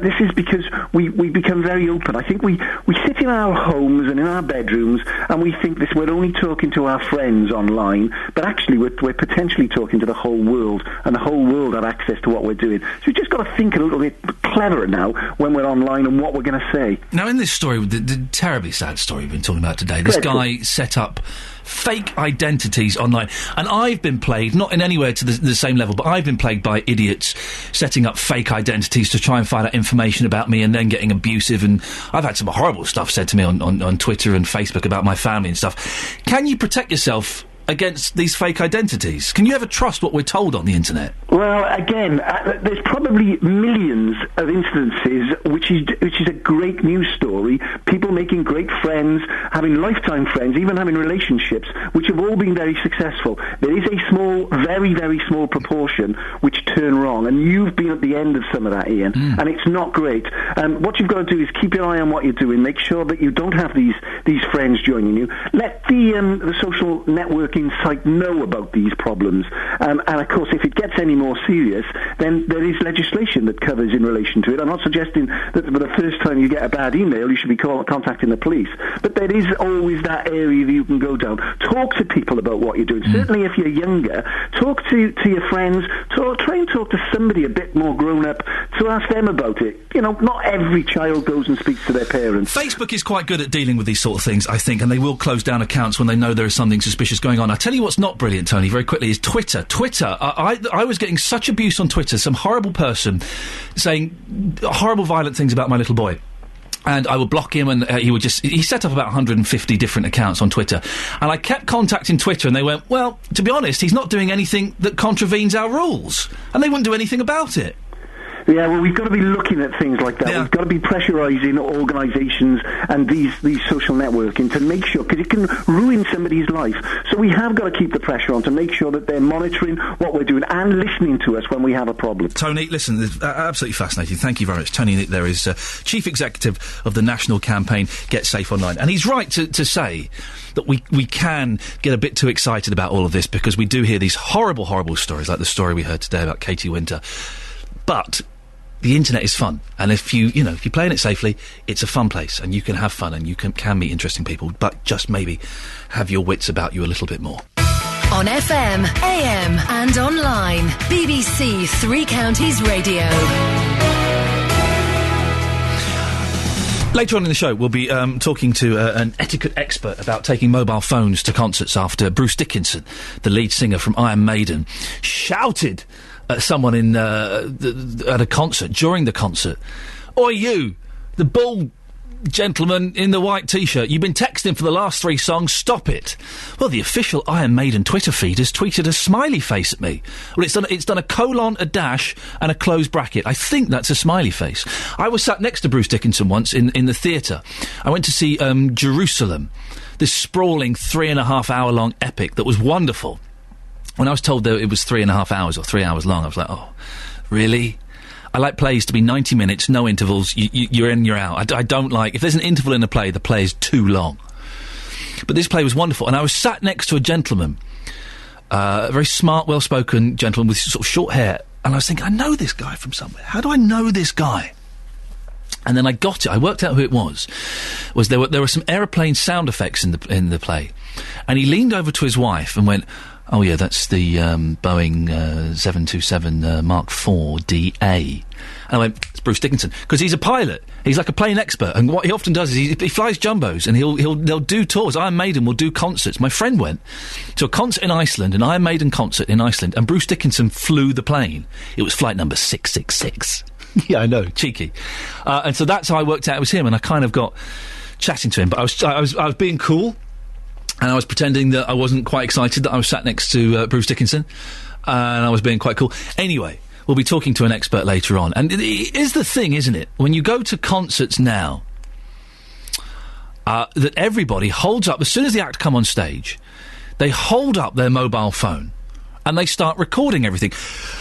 I'm not against recording a little bit, you know, and keeping the memory alive, but recording the whole thing. So instead of looking at the stage, you're looking at your little, 5-inch screen and watching it through that. I think as people, we have forgotten how to enjoy the moment, how to live in the moment. Everything, we're kind of recording everything so we can look at it later on. 08459 455 555. Now, are you worried about how much money you could be forking out during the Olympics? Well, last year we spoke to one Buckinghamshire woman who came up with a way people could make or save money during the Games. Victoria Webben set up a website that allows people to camp in strangers' gardens for £9 a night. Well, the Olympics are almost upon us, and she says bookings have more than doubled to £170 a week as people look for affordable accommodation near to the venues. Well, Victoria is on the line now. Good morning, Victoria. Good morning. This is a genius idea. It kind of scares me, but it excites me at the same time. How many bookings are you taking solely for the Olympics? Solely for the Olympics, we've got about 90 this week for the first week of the Olympics. Bookings are going up really quickly for the second week because of the weather forecast, which is obviously much more optimistic now. So I don't know what we'll be up to next week, but they are being the gardens are being booked very quickly. And explain how this works, Victoria, because I can't quite get my head around it. You've got a whole list of people who are prepared to give up their gardens, have you? That's right. We've got 650 gardens on our website. Yeah. And this fascinates me, mainly because I'm quite nosy and I like looking around people's gardens and houses. And sort of whereabouts are they, and what's the capacity of these gardens? They vary greatly. We've got small gardens, big enough for one small two-man tent, up to fields, farmers' fields, which could obviously take a lot of people. They vary in location. We've got about 80% of the gardens are in the UK, 20% worldwide now. Well, hang on. Whereabouts are... suddenly I'm sniffing a cheap holiday. Whereabouts are they worldwide? Thailand, New Zealand, Australia, America. They're everywhere. Indonesia. It's actually growing very quickly internationally at the moment. This is incredible. So there are gardens in Thailand where you can go and camp. That sounds that sounds fantastic. You're charging people £9 a night last year. Has this gone up? That was average. Has it gone up because of the Olympics? Yes. If the gardens are in zone 1, 2 or 3, they have gone up, or near an Olympic venue. But there are some, they vary. The garden owner sets their own price, so they do vary, and some of them are as little as £3 per person per night. Wow. And where exactly are most people choosing to camp to see the Games? Just anywhere near a venue, basically. Yeah. So wherever there's a venue, those gardens are going the quickest. Victoria, this is genius. It's your company, is it, that you're in charge of? Yes, it is, yeah. How did you come up with the idea? Because I do think this sounds fantastic. It was something I'd thought about for a while, actually. I love camping. I personally love going to events, and often there just isn't enough camping options or cheap accommodation options near the events, so that's where the idea came from. And Victoria, very quickly, what's the website in case people want to go and do this? It's www.campinmygarden.com. Oh, brilliant. Listen, I wish you the best of luck. It sounds like you don't need it anyway, but congratulations. Fantastic. I've not been a fan of camping, but I'm sort of getting my head around it now. I've got a little boy. I'm kind of thinking, actually, spending a weekend with him in a tent would be fantastic. That's superb, that is. I'd love to camp in someone's garden. I was laughing at the start, but she explained it. It makes more and more sense. Here's something. When was the last time that you visited or rung an elderly relative? It stands to reason that the older you get, the fewer friends and relatives you'll have. And most older people hate the prospect of being a burden. Loneliness among older people, especially men, is a real problem, which is why the older people's charity, the WRVS, is trying to help. We can talk now to David McCulloch from the Chief Executive of WRVS. Good morning, David. Oh, no, you're there. Sorry. Good morning, David. That's all right. I am here. What have you found from your research? We found, as you say, that there are really substantial numbers, about 200,000 men over 75 who feel lonely, and whilst that's a sort of slightly woolly word, what that means is those people are often spending 12 hours a day with no face-to-face contact at all. And what they describe to us is that not just are they feeling lonely, but actually that kind of tends to move towards feelings of depression, the fact that that makes them, feel down, they lose touch with people, they stay in the house more, they even give up their hobbies. So not only are they feeling grim, but their life is becoming emptier. I'm surprised that it's more men than women. Why is that the case? Yeah, it's. I think the difference is it is slightly more men than women that feel lonely. The big issue is that that men don't talk about it, right? Which is not. This is not just a loneliness issue. Men, as we know, don't talk about whole swathes of stuff. But men are actually half as likely as women to even confide to their friends and family that they're feeling lonely. And how can we make sure that our relatives and people around us aren't lonely? What can we do? I think it's some really straightforward things. I mean, I think for family it's often quite tricky because you're, as you say, you can give them a ring, but there are actually a lot of families are separated and far away. I think in our local streets and our local villages and our towns and communities, I think we can all, if there are older neighbours in the street, we can tap on the door, say hello, ask them if they want a cup of tea, how are they doing, do they need any help. If people have got a bit more time available, we've got 40,000 volunteers across the country, and we support thousands and thousands of older people. So we know where people are who need that help, and we can put people in touch with the older people and offer a bit of, as well as emotional support, a bit of practical support. It does amaze me how, as a country, we treat our bad people with just such disregard sometimes, and these are the people that we should be helping. It's some old people, very quickly, I know we're running out of time, that they feel like they're a burden. How can we change that? Well, I think you're right. I mean, I think it's a kind of generation that are brought up feeling that they just need to cope and carry on and not be a burden. So I guess it's down to those of us who are younger and lucky enough to still have connections and friends and family to give people the opportunity to connect up. So for us to go and tap on the door, us to do a bit of volunteering, but also, if people are listening to the programme and thinking, actually, gosh, you're just describing my life. You can give us a ring at WRVS or go online to our website at wrvs.org.uk and we'll connect you up with somebody local, talk about not just emotional support but some practical support that we can give you so you can get on with your life, stay independent, stay in your own home, but actually enjoy a better quality, the sort of quality of life you want to enjoy. David, thank you very much. David McCulloch there, the Chief Executive of WRVS,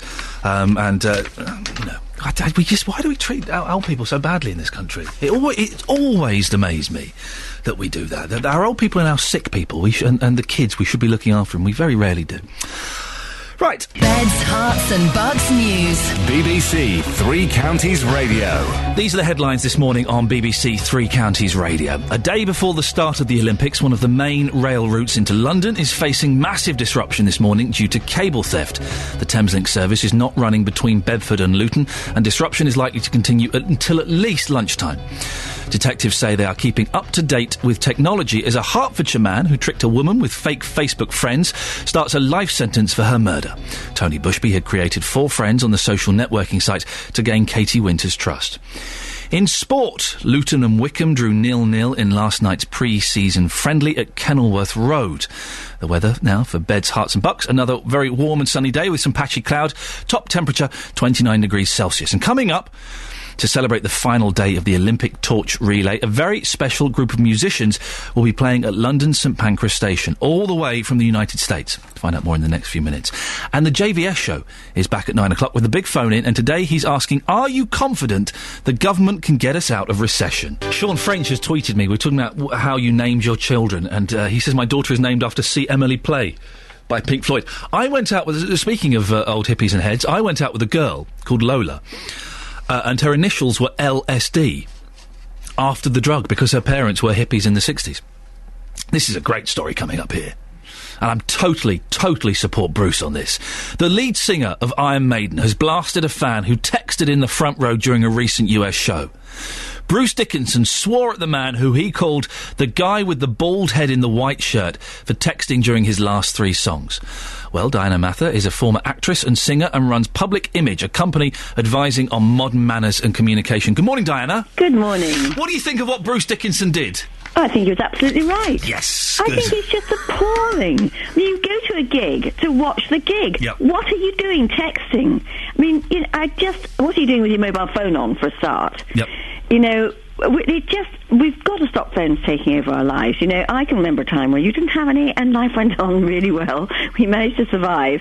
And they are the most wonderful invention. But they do pop up quite inappropriately. Mealtimes, meetings, concerts. I mean, in a cinema you're asked to turn it off. In a theatre you're asked to turn it off. You should also be asked to turn it off and not use it in a concert. Well, Diana, it's me and my wife. My son's only 2.5 at the moment, but we have banned mobile phones at the dinner table. We'll have none of that nonsense, thank you very much. It's awful. And also, you're right about you're having a meeting or a coffee with someone, and you're talking to them, and they're sort of just looking down at their phone, going, yeah, and they're checking their emails and their tweets and everything. You really cannot, and I have to say, especially men, cannot concentrate on more than one thing at once. And we can't. And the person you're with is the most important person. And what we're finding is, and funny enough, there was a piece on the Today programme, I think, or was it the news last night, where primary school children are being sent home in great numbers for really, really bad behaviour because they can't communicate.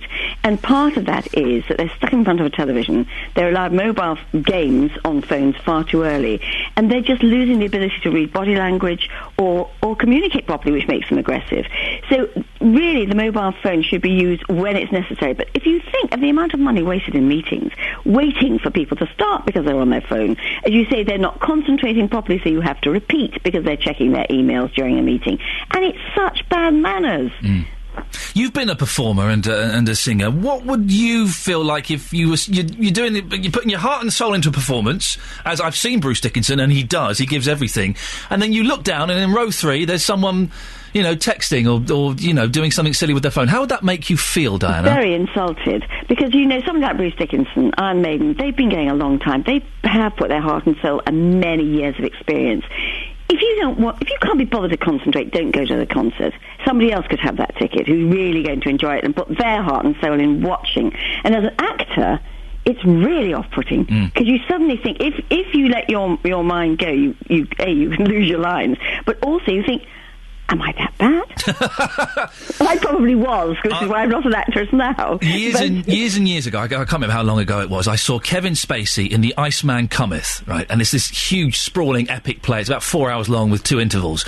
And halfway through the play, in this really intense scene, someone's mobile phone went off.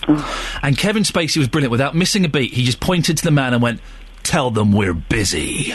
And I thought that was a wonderful way of dealing with it. Excellent. Wonderful. Because I'm so paranoid when I go to the theatre or the cinema. I'm constantly checking my phone to make sure I've switched it off, because I would just die of embarrassment if it started ringing or beeped or something. Absolutely.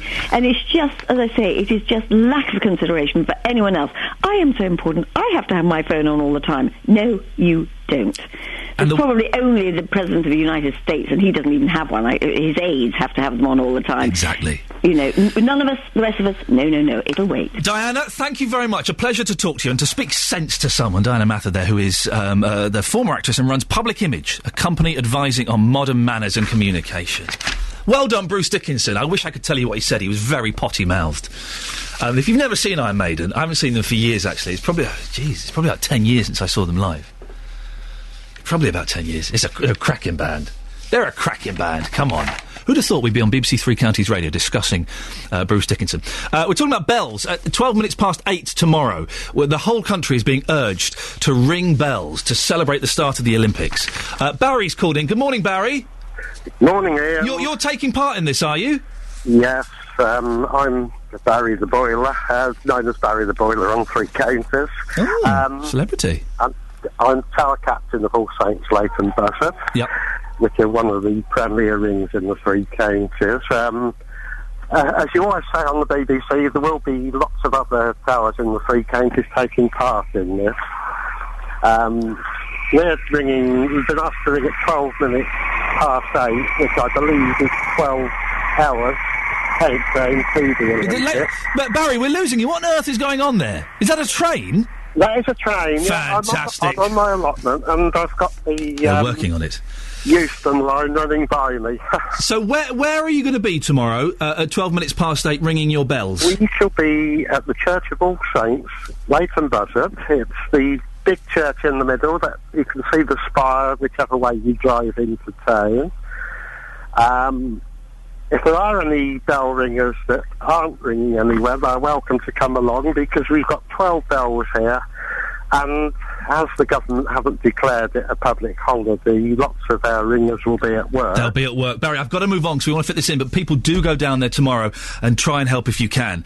If you're commuting into London this morning, you might be in for more of a treat than most days. A brass band from the US has crossed the Big Pond to play at the final day of the Olympic Torch Relay in London St Pancras Station. The Rich South High School band from Chicago have been staying in Luton ahead of the torch finale, and our reporter Tom Allnut went and snuck in for a quick preview.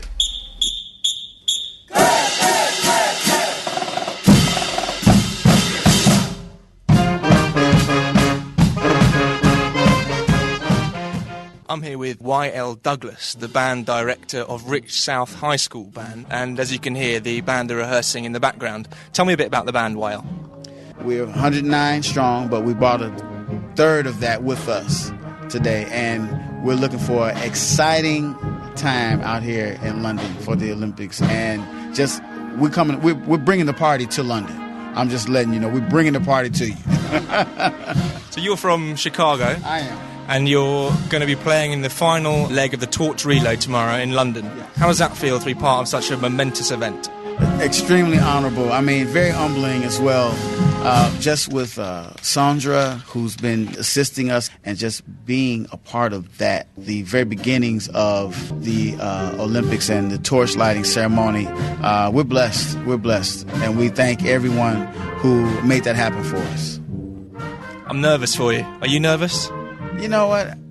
I'm not nervous. I'm just excited. I mean, I feel like shouting, really. It's this, my feet getting light, and I just feel like shouting. It's just because it's such a big party. You know? See, they party rocking out there right now. This is what we bring into London. So it's going to be a lot of excitement, and the energy is so, I'm just very, very excited. And we've been blessed to play in some very high caliber situations. None like this. So these students are no strangers to performances. So I'm excited for us and everybody involved. This is a brass band. I can see various instruments, trumpets, horns, everything. But there's also a bit of dance involved, isn't there? Our listeners won't be able to see right now, but whilst they're playing, they're singing and moving about. What's all that about? Our band is a bit of a show band. It's actually a show band, and what we do is we bring the video to the music. And what about the kids? Because I've just been watching here, and they look like they're having a really good time when they're playing. Well, you know what? I keep them busy enough and keep them pumped up enough where they share in the moment of the excitement, because they are the excitement. We're coming in, you know, just having a party with London, celebrating with the community, the London community, and this just very honorable moment. So I don't really get too many nerves. You know, I think once they get home, they'll probably be like, man, we just performed in London, you know, around the 2012 Olympics. So, guys, how does it feel to be part of the Olympics? Feels very, very good. It's kind of hard to explain. It's very fun experience, something that every person should get in a lifetime. And you're a really important stage of the Torch Relay, which you might not know, but it's been going on for a very long time, and you're in the final day of it. How does that feel? Now that I know that it's coming up and, you know, we're about to play for it, it's like an overwhelming experience. Like we're finally about to, you know, play for something that we always see on TV. Now we're a part of it. So it only makes it 10 times better. Hey, man! Yes, sir! Hey, man! Yes, sir! Who are we? Yes, sir! Who are we? Yes, sir!